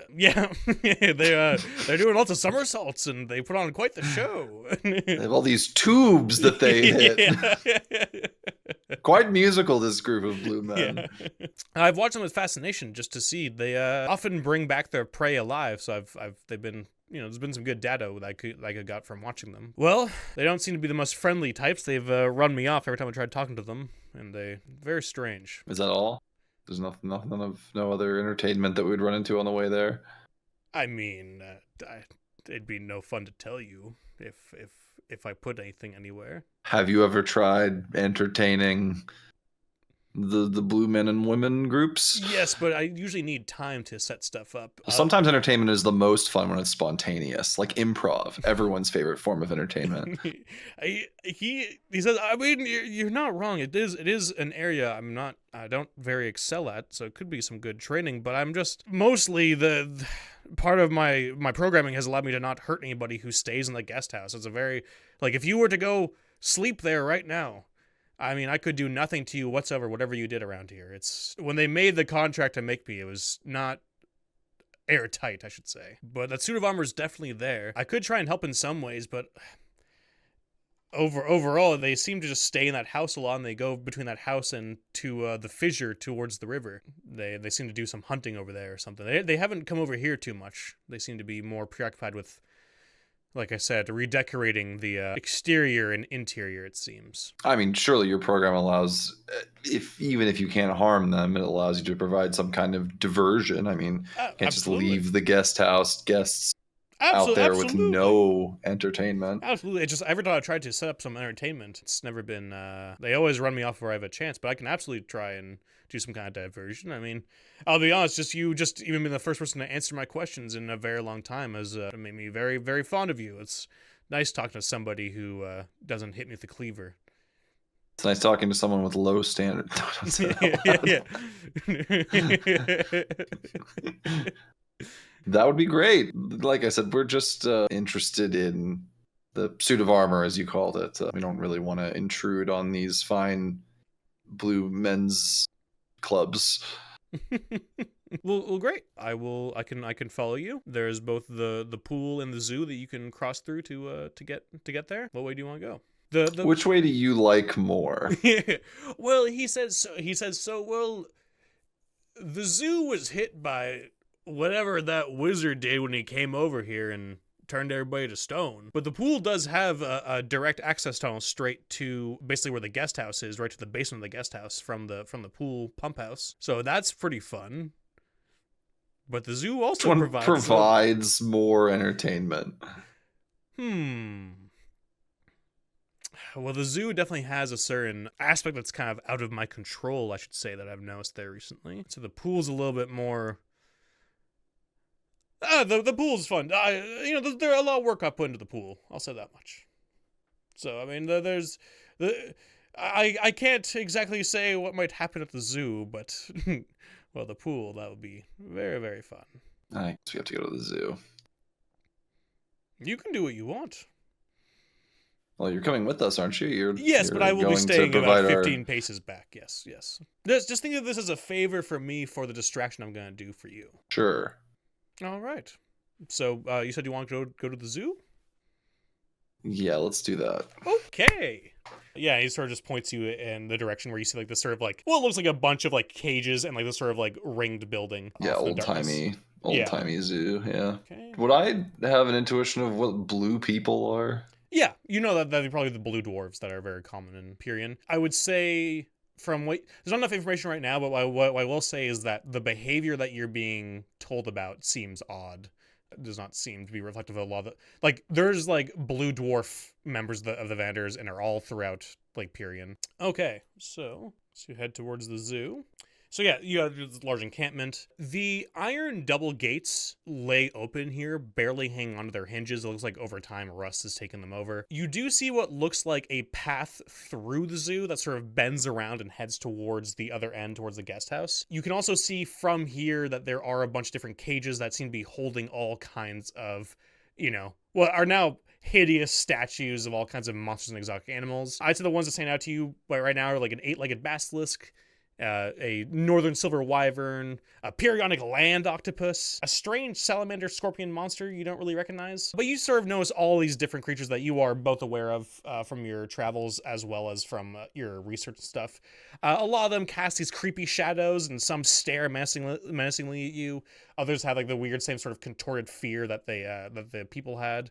However, the thing that catches your eye the most once you're sort of here, I imagine you haven't entered just yet, but you're sort of on the outskirts kind of just scoping it out. You have noticed that there are like these manhole-sized, holes burrowed into the ground of the zoo and sort of like outside of it. You see that they kind of like continue on from where you can see from here.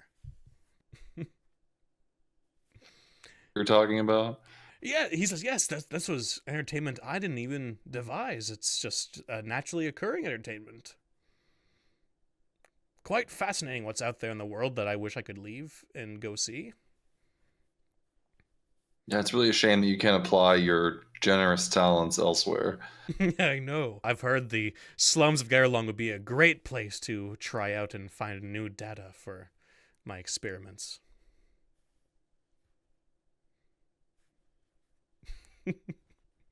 Yeah, I would say like the spear of the guard who's with you has gone like back up as like this guy has talked more to you guys throughout the thing. He's not pointing right at him, but he definitely is now back to being on edge after. I would probably try to scout out. I'm like, okay, don't trust these holes. There's a bunch of them. Mm-hmm. What's the way through here that stays the furthest away from these at all times? Yeah, so I would say that there is like the sort of main path has a bunch of holes. There are like the cages. You could probably try going around the zoo. That will be the absolute like the longest, and it still looks like if you try that at all, it does look like there are still holes out there. They might not be as like condensed as the ones in here, but yeah, you have the cages you can go up. You have like maybe even like the wall of the zoo, but it does look like even if you get past the zoo, there's still quite a bit of ground to cover between you and the guest house here. I will say though, you are a vendor. If you are checking out the holes, which it seems like you have been doing somewhat, do you want to give me a wisdom no roll? Sure. Okay, and that was a 12. So, all right. So at first I'd say you look at these and you're able to sort of cut it down to two different kinds of creatures. Either a corpse burrower, which is like this sort of creature that's often like, you know, deep underground and usually near large cemeteries, but judging by where you are, that does not seem to make much sense to you.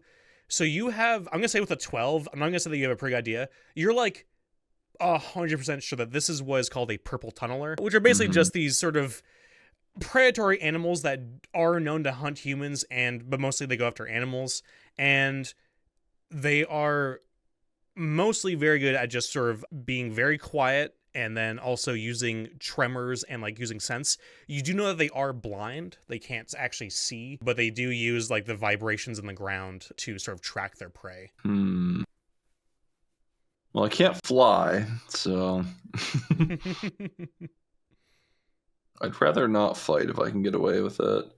All right, back up out of the zoo a little bit. Yep. Just because why would we want to walk around there?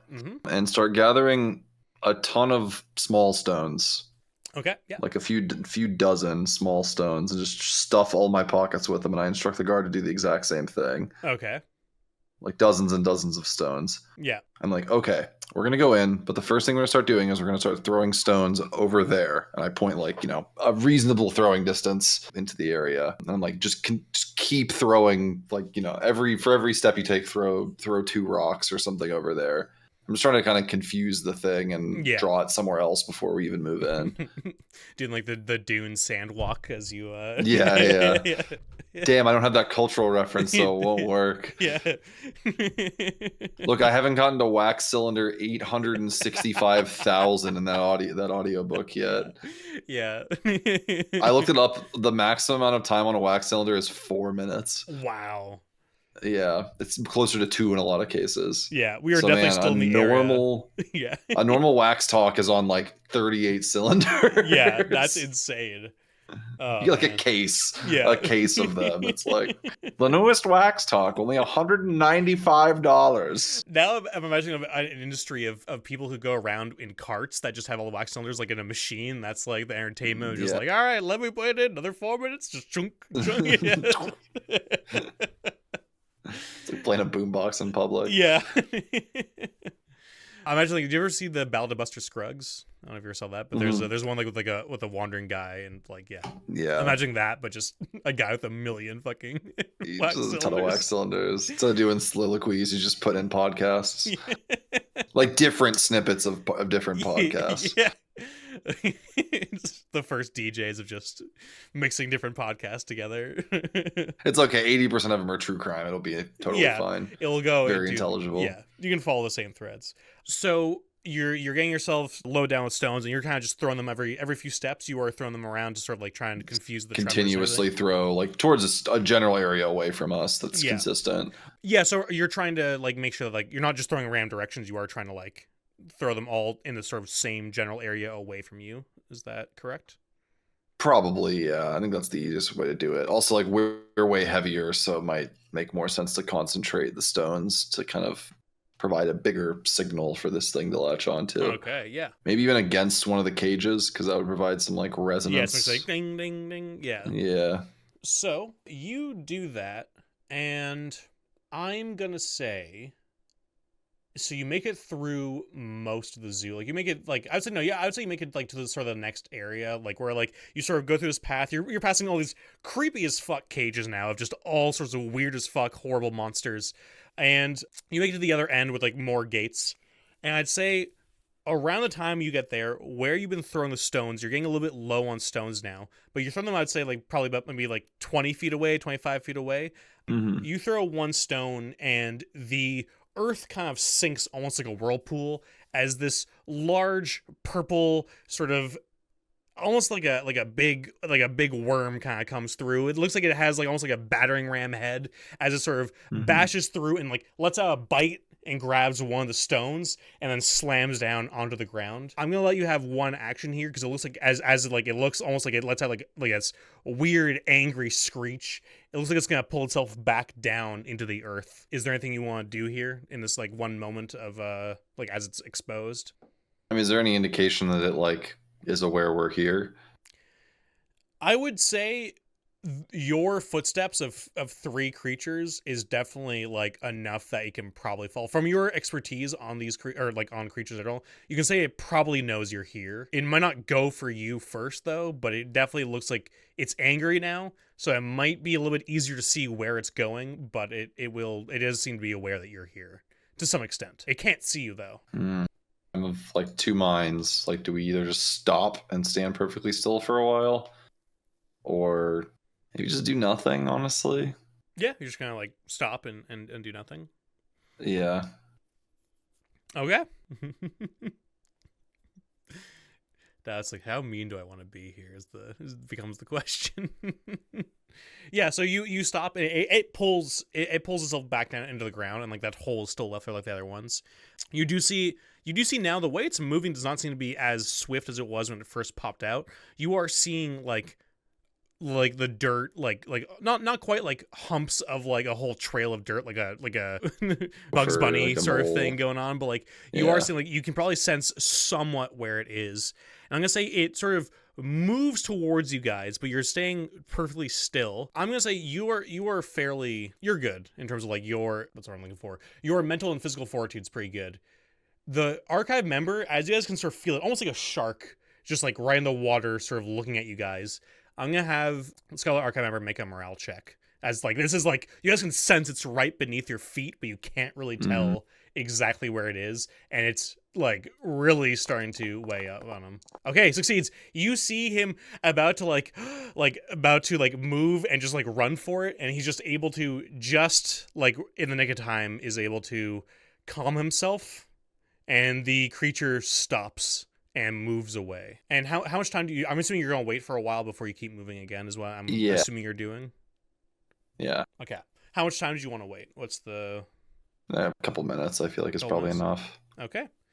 Sounds good. Yeah, I'll say, yeah, we'll say like 10 minutes. And then like, yeah, and like that 10 minutes feels like an eternity. But you are able to then sort of just leave the zoo area. You are still seeing holes outside of this area, but they're nowhere near as common. And you just sort of, with being able to let a bit of a breath out, you guys just move on and get out of here. And move towards the guest house. This looks like it's a 2-story building. The master composer said, like, oh, there's also a basement in here to be aware of. Obviously, this was once a very nice house, nowhere near the size or grandeur of that opulent mansion that you've seen. But this house is probably about 3 or 4 times the size of a house most people in Pyrrhion would ever live in, if like, you know, they're really even able to afford a house. The outside is made of a mixture of black bricks and redwood, you know, native to Pyrrhion. However, there have been some recent radical additions that you're noticing here. Strange symbols painted in blood run along the front and sides of the house, and placed on the spikes of the surrounding gate, you spot the heads of a bunch of heads and body parts of several humans, animals, like those giant like river fish heads. There's like a horse head, maybe a few arms belonging to different people, and it is somewhat familiar to you. You feel you have heard of this. Like, this does seem familiar to you in some extent, but you're not totally sure. Do you want to give me a wisdom no roll, please? Oh my god, at 10. Okay, you're rolling so good. I'm actually rolling like pretty above average, for my skill checks this time. You're doing, and I've rolled like 6 ones now. This is making up for our Delta Green campaign. From what you know, you have heard that you've heard this cult of blue dwarves who worship somebody known as the Drowned God. To give you sort of like the Cliff Notes version of this, you basically heard that like they've gained a lot more followers and power in recent times, as essentially a lot of these city-states have sort of had a very colonizing attitude towards blue dwarves. A lot of blue dwarves live in caves and live in the rivers and sort of live like alongside the river and water systems. And a lot of their homes have been destroyed by mining, people moving in, building docks, ships, war, industry, all kinds of stuff.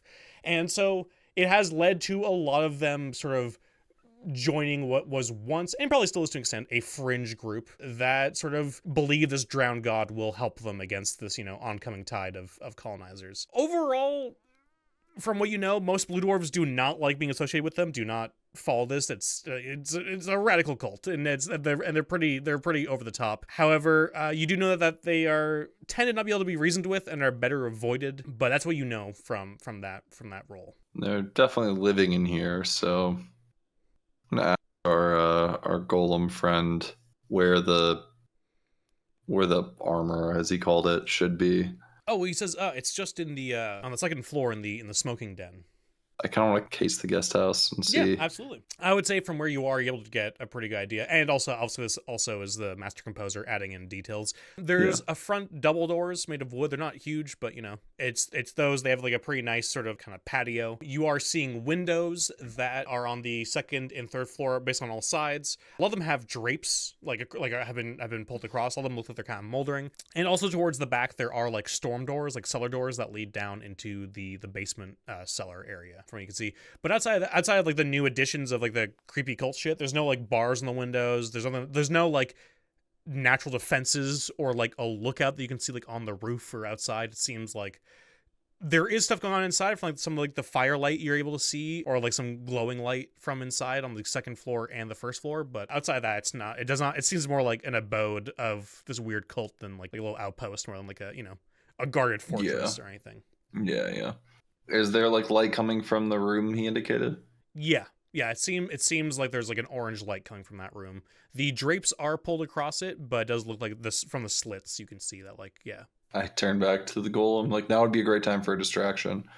Okay. What do you want me to do? Go knock on the door and have them follow me, or throw a brick through the window, or do drastically different courses of action? Well, that's the thing. You start dancing the Charleston out in front. I don't know what that is, but I'll go try. Make up what you just listen to your heart. Make up what you think it should be. Yeah. So you see him walk over towards the front entrance, and he sort of puts all four arms together and kind of like cracks them, and then he just starts madly clapping them, and then just like all over his stone body, like making like really loud stone noises, like just incredibly loud, and also all erratic. There's no pattern to it. And he's like, "Hello, boys. I could use some assistance out here, please." And he's just sort of clapping his hands. Pretty soon after, you see 3 of them come out from the front door. Some of them are like, one of them has like a trident, one of them has like a cleaver in their hand, another one just has what looks like a net, and probably there's like a kitchen knife. And they like blah blah blah blah blah blah blah blah blah as they run towards him. He keeps clapping and running backwards away from them. They don't seem to like chase him forever, but it seems like you have enough time where they've chased him for like probably like a good minute, where these 3 chase him out of that. Or I would have already been moving. Yeah. I think before he did, like, before he started making noise, I'd probably like climb up to the second floor. Okay, yeah. Do you want to give me an exert check? Sure. Okay, yeah, it's good. So you climb, you sort of find some good nooks and crannies in the bricks, and you get yourself up to the second floor. So now you're like on the outside of the building, on the second floor. He starts doing this weird clapping shit, and you see 3 of them move. You hear some movement from this second room floor, but you don't hear like a door slam or open or anything like that. It seems like whoever's in here sort of like has stopped doing whatever they're doing, and then has like resumed doing whatever they're doing in here, while those 3 that are down in the first floor have run off after the master. But it sounds like there's like one person in the smoking room. It's either one person or not very many people in there. You're not hearing like talking. You're not hearing like any like lots of movement or furniture moving around or different steps. So probably at most 2 people in there. You could probably guess. I'm gonna say the guard does not follow you up there. He's still like just off back. I wouldn't have expected him to, honestly. Maybe like giving me a boost or something. Yeah, just whoo. And you said that like all the windows have like drapes pulled over them in this room, right? Yeah, I mean this one, like there's still cracks and stuff, so you could probably contort yourself to try and look through like one of the cracks. Yeah, I'd like to at least get a peek before I fucking jump in there. Yeah, I'll say with an 8, you're able to sort of look for a little bit. Like you're not able to just stay there the whole time. But in there, you sort of you get yourself in a pretty good position that you're sort of like bouncing like on one hand as you're trying to look in, and you see what looks like the room. It's sort of like a study, smoking room, brandy kind of room. You first notice glinting off of like the fireplace is the massive robotic body of Cayenne in there, and you sort of feel like his brain kind of almost like let off some pressure into your head when like you guys both notice it. But also inside here, you're seeing pawing through like a bunch of books on the floor is this one blue dwarf, just like smoking a cigar, going through different books, and he's just kind of like seems to be enjoying himself and has not concerned himself with whatever's going on outside. I want to pull myself into the window and fucking whack him in the back of the head to knock him out. Yeah. Okay. So like the windows are closed, so I would say it's going to be a sneak check to try and get the window open and like to get behind him without him noticing. Okay. To make 0 noise whatsoever. Yeah, because he seems engrossed in the book, but he's not like doesn't have a wax cylinder going on with some headphones on where he's really in there.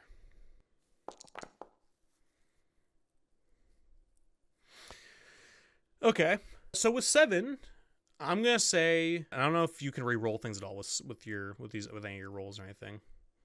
I'm gonna say this is a partial success for what's about to happen. I mean, unless there's like traps or there's imminent danger and No, there's no traps or imminent. Well, imminent danger, I guess it's hard to describe, but like it's not.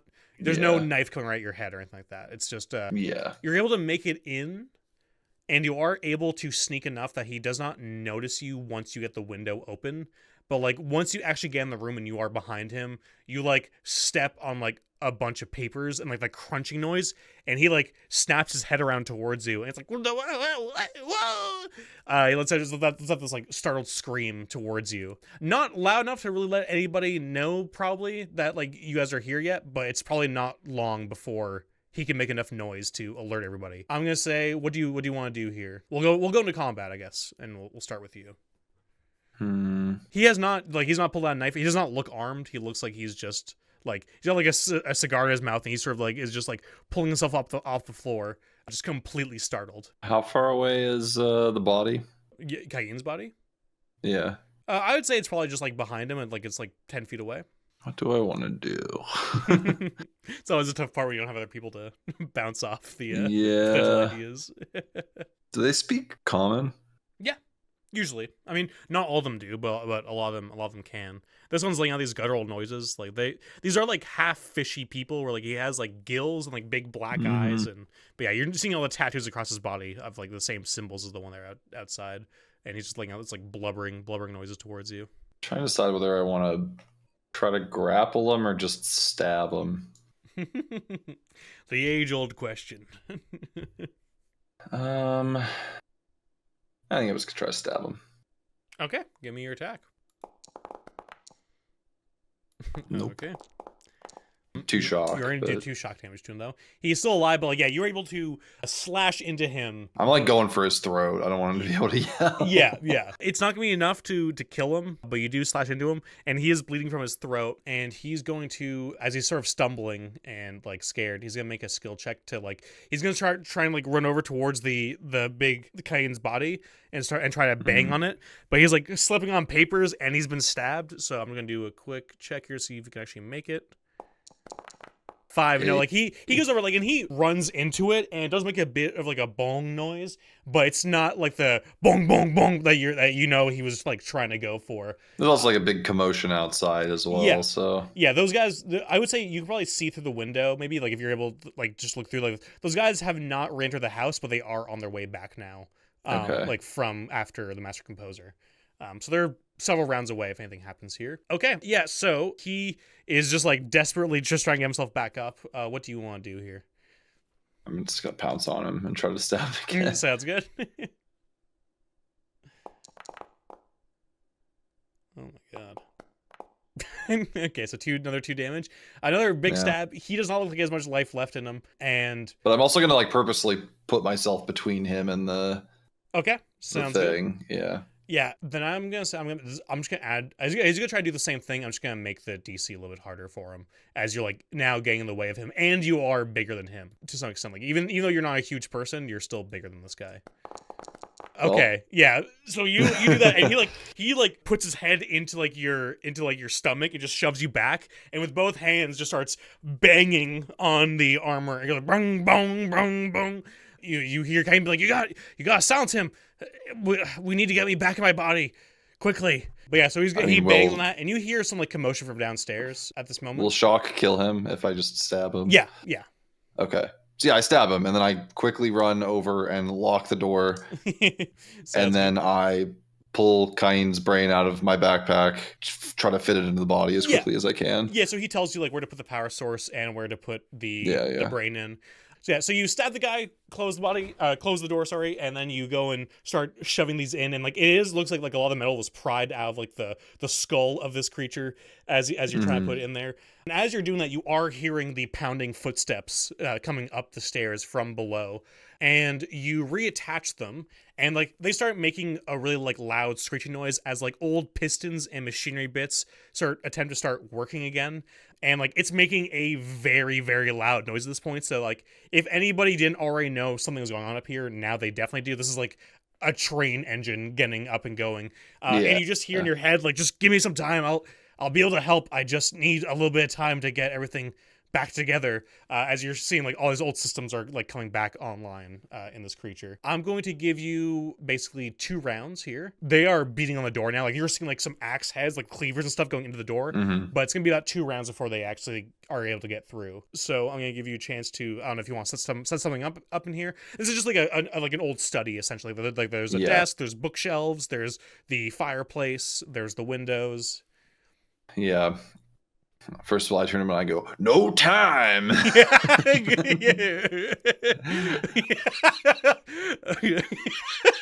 God damn it! All your references are references nobody in this community is even gonna get. That's a popular video. It People is. watch Happy Souls. A popular game from a very popular video from like 10 years ago. Yeah. Okay, so I do have level 1 Trap Master. There's no time. No time. Yeah. I'm gonna need you to scoot over a little bit. Yeah, buddy, I don't think there's enough room. I've beat this boss before. I know there's enough room. Now scoot over. Yeah, I'm gonna put the clip in this. Yeah, so you have Trap Master. Yes. It does say 5 minutes. Damn it. I mean, I'll say for the fun of the scene, I'll let you put down like 1 trap like that you're like sort of putting together pretty. It's gonna be a pretty hard roll, I'd say, maybe to do it. I think that's a fair compromise in my opinion. That's fair. Yeah. Let's see. I kind of want to this is like a study, right? It'd be interesting to like rig a bookcase to fall directly into the door. Like, okay. It might catch somebody, but also it just is a big barrier that's falling into the door as well. Yeah, absolutely. And you have a level 1 Trap Master, okay? So yeah, so we'll say that there's the bookshelf that's like right next to the doorway that like you could probably attach some sort of like rope to or something. Like if like the door comes like loose, that like the whole thing is gonna go with it. Yeah, I would say What would be a good roll for that? Either wisdom or intelligence for the stat, but Probably wisdom to think quickly, but it doesn't matter, like, for me from a bonus perspective either way, but... I'm just trying to think of what the skill would be here. Craft? Maybe, yeah. I have some unspent points. Could I stick one of them in craft to go up to craft 0? Yeah, sure. Yeah. I'll allow that. It makes sense for your character anyway. Yeah, I'd say either craft or no is probably what I'd go with. Okay. I think that makes sense to me.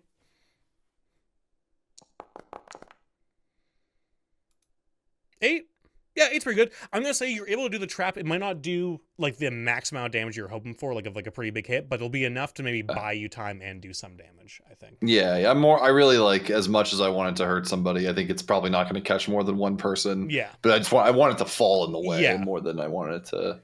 Sounds good. Yeah. Because they have to climb over a fucking bookshelf that's filled with books, and books are heavy as shit. Yeah. Then I can sit there and pick them off as they try to come over the bookshelf. Works for me.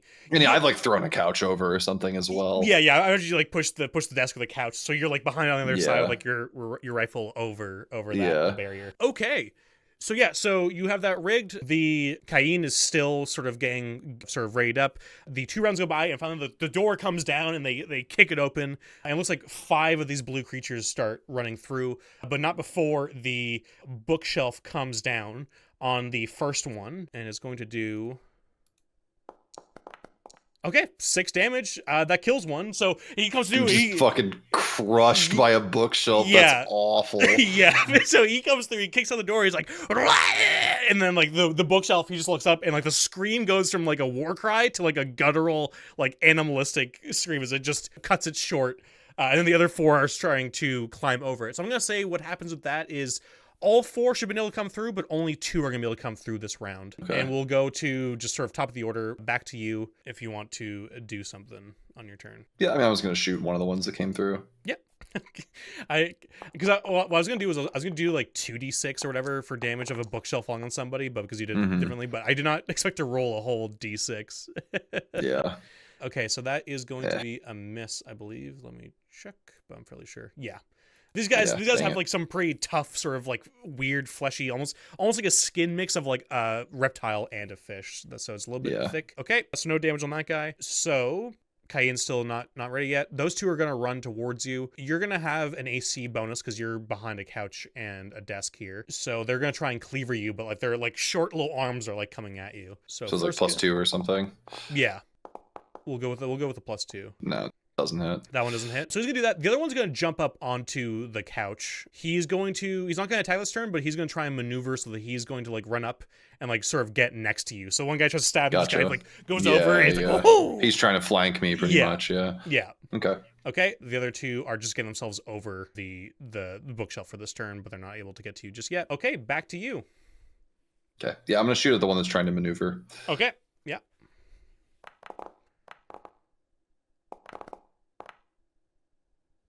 Oh wait, that was the wrong. Sorry, wrong okay, attack. Wrong attack. I clicked the wrong thing. Yeah, you give me another roll. I was like 10. What the heck? I should have like a +30. Is your AC above 13, by the way? It is, yeah. It's 14 naturally, so cool. 16 with the benefit. Okay, that is just enough to hit. Okay. So he's still alive, but you blast right into his chest, and he just like lets out a scream as like just sort of a bunch of blood just sprays all over you and the couch. Okay, so that's your turn. He's going to try and cleave you, so you're not going to have an AC bonus on this one. Okay. Not going to matter, though. And then I'm just going to go, the other 3 are now on the other side of the couch. One of them is going to use their turn to jump over as well next to the other guy, but the other 2 are just going to try and cleave you for their turn. Nope, that's not going to hit. And... Nope, not a hit. Yeah, so like there's just all these like cleaver marks into like the couch. There's feathers going up in the air, and you're surrounded by these little I'm like blue garbling cultists. I'm like fucking weaving back and forth as like I'm popping the gun open and like shoving a single other around it and like yeah. So the one you shot looks super close to death. The other ones are all unhurt. What do you want to do? First of all, I yell out any day now, Cayenne. Yeah. He says, I'm working on it. And like you are hearing like the piston's moving faster now. Yeah. I'm going to go for the one that's hurt just because I'd rather get rid of safe here.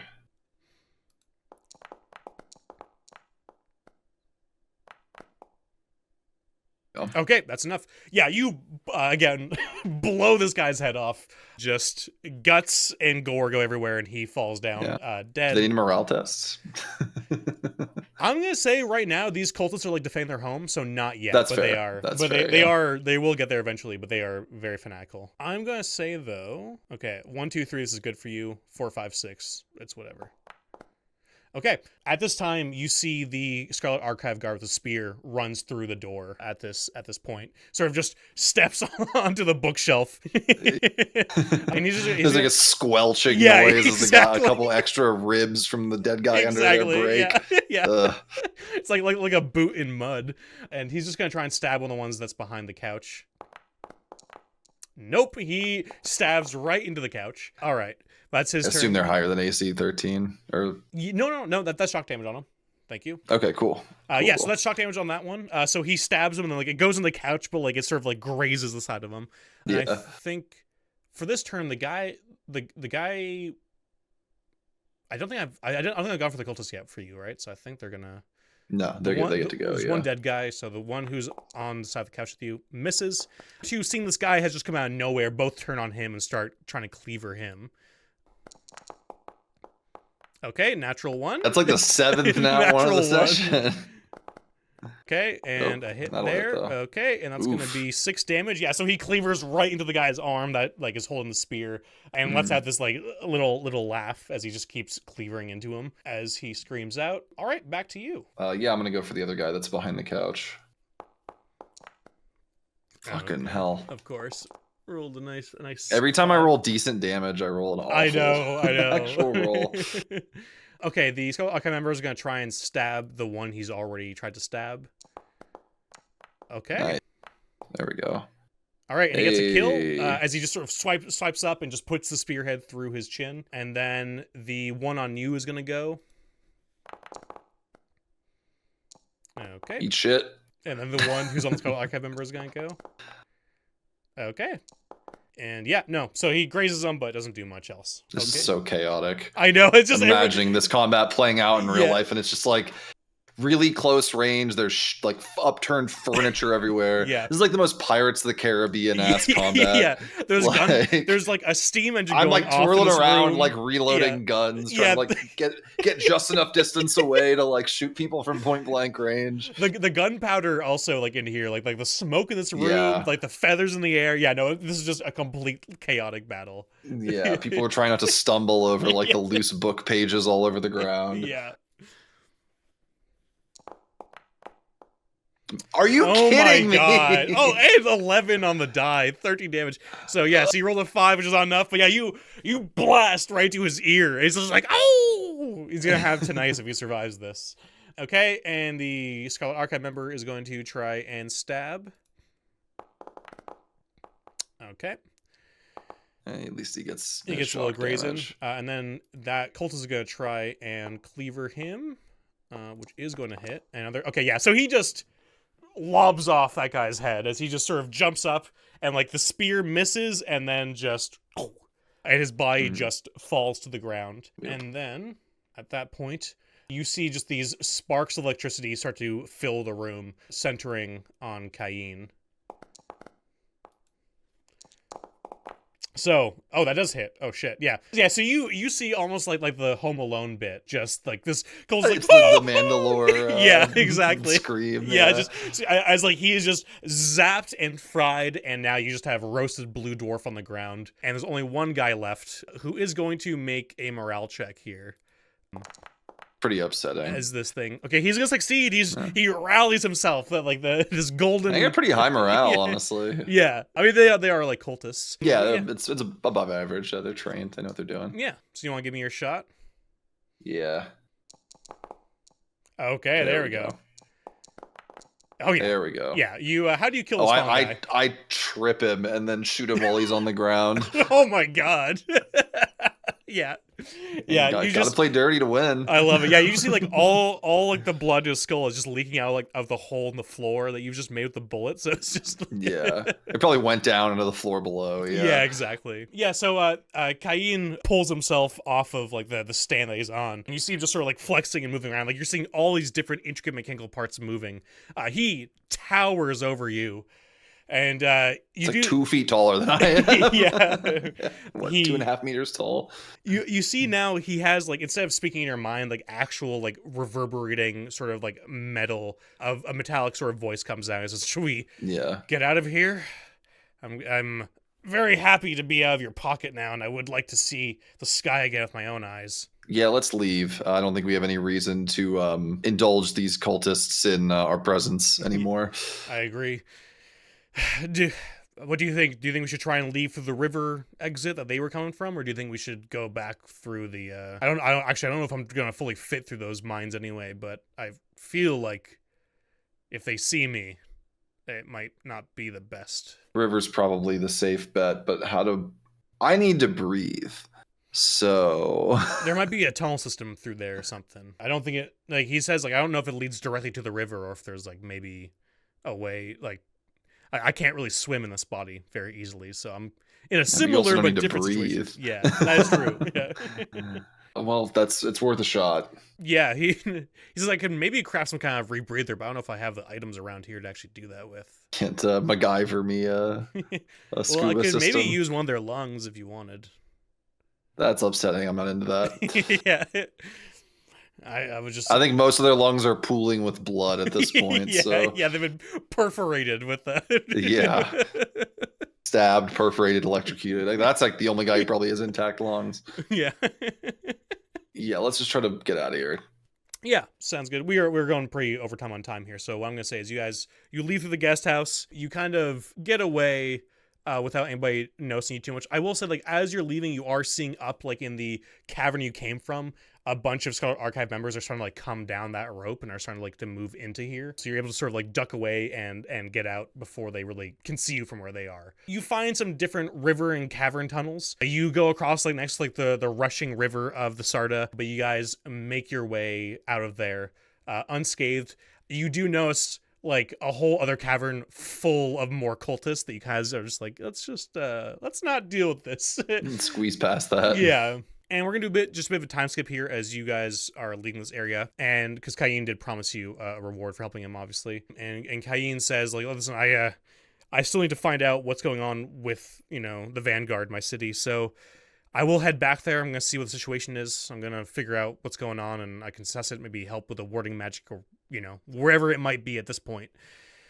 But I still need to find out what happened to it, so I will be back here at some point in the future, and perhaps I can get your help again if you're willing. But in the meantime, this is like a few weeks later, as you sort of gather stuff. Here's like a store of things and some schematics I made for you as a reward and gift for your help. I honestly can't thank you enough for everything you've done. I'm so glad to meet somebody in Pyrrhion who didn't try to pry my brain out of its body, and that's what you look for in a friend. In all fairness, I didn't have the opportunity. Now I do. As you like jump up on him and you take him. Yeah. Like fucking wrap my legs around his neck and start yanking the brain out. But yeah, he says he thinks somebody unfortunately got to the store of a lot of his silver. So he's only able to give you like 200 silver pieces, which is still like a good amount, but like it's not like the amount you're hoping for. But he does give you this sort of like scroll tube that's filled with different schematics. One of them is sort of like a concealed wrist gun, sort of one like I'm imagining it more like not the Assassin's Creed one, but more like the one in Django Unchained. The one that sort of like flies up your wrist that you then like fire. That's very concealed. And he also gives you the schematics for 1 second. He gives you these recipes for Dragon's Breath gunpowder, Blessed gunpowder, and Waterproof gunpowder. Because hopefully these will help deal with many different creatures that you come across in Pyrrhion. He gives you the recipes and everything else. You might not be able to make it necessarily yourself, but you definitely would know people either at the Order or across Pyrrhion who could craft these for you. And yeah, I don't know if there's anything else you want to say to him. I just find me when you're back in town. Yeah. I do appreciate this, but I think you still owe me, all things considered. Yes, I'll do what I can. I have to figure out what's happening with the city, but maybe I can if you can let the order know back at their fortress in the mountains, I'll probably try and meet you there at some point. That's probably a bit more of a safe place for me since the Venators so far have been, I guess, very, very helpful and nice, unlike some of the others. But I'll try and bring back some report other from stuff. this, so What'd you say? you'll be safe there. I said I'll have my report from this, so Perfect. you'll be safe there. Well, thank you so much. He just puts out like a giant brass hand to shake yours. Yeah, I mean, it crushes my hand. Yeah, yeah. He shakes your hand, and then he sort of it's very loud for a while as he walks. You just hear like this booming footsteps as he like heads through and heads east towards the mountains. And that's where we'll sort of pull back, see where Felicity ends up next time. All right. Well, thank you, Jack. Yeah. That was fun. Yeah. Let's try to make it a weird one for you. I'm gonna cut the Yeah, it was definitely a little less mundane than the previous session. Yeah.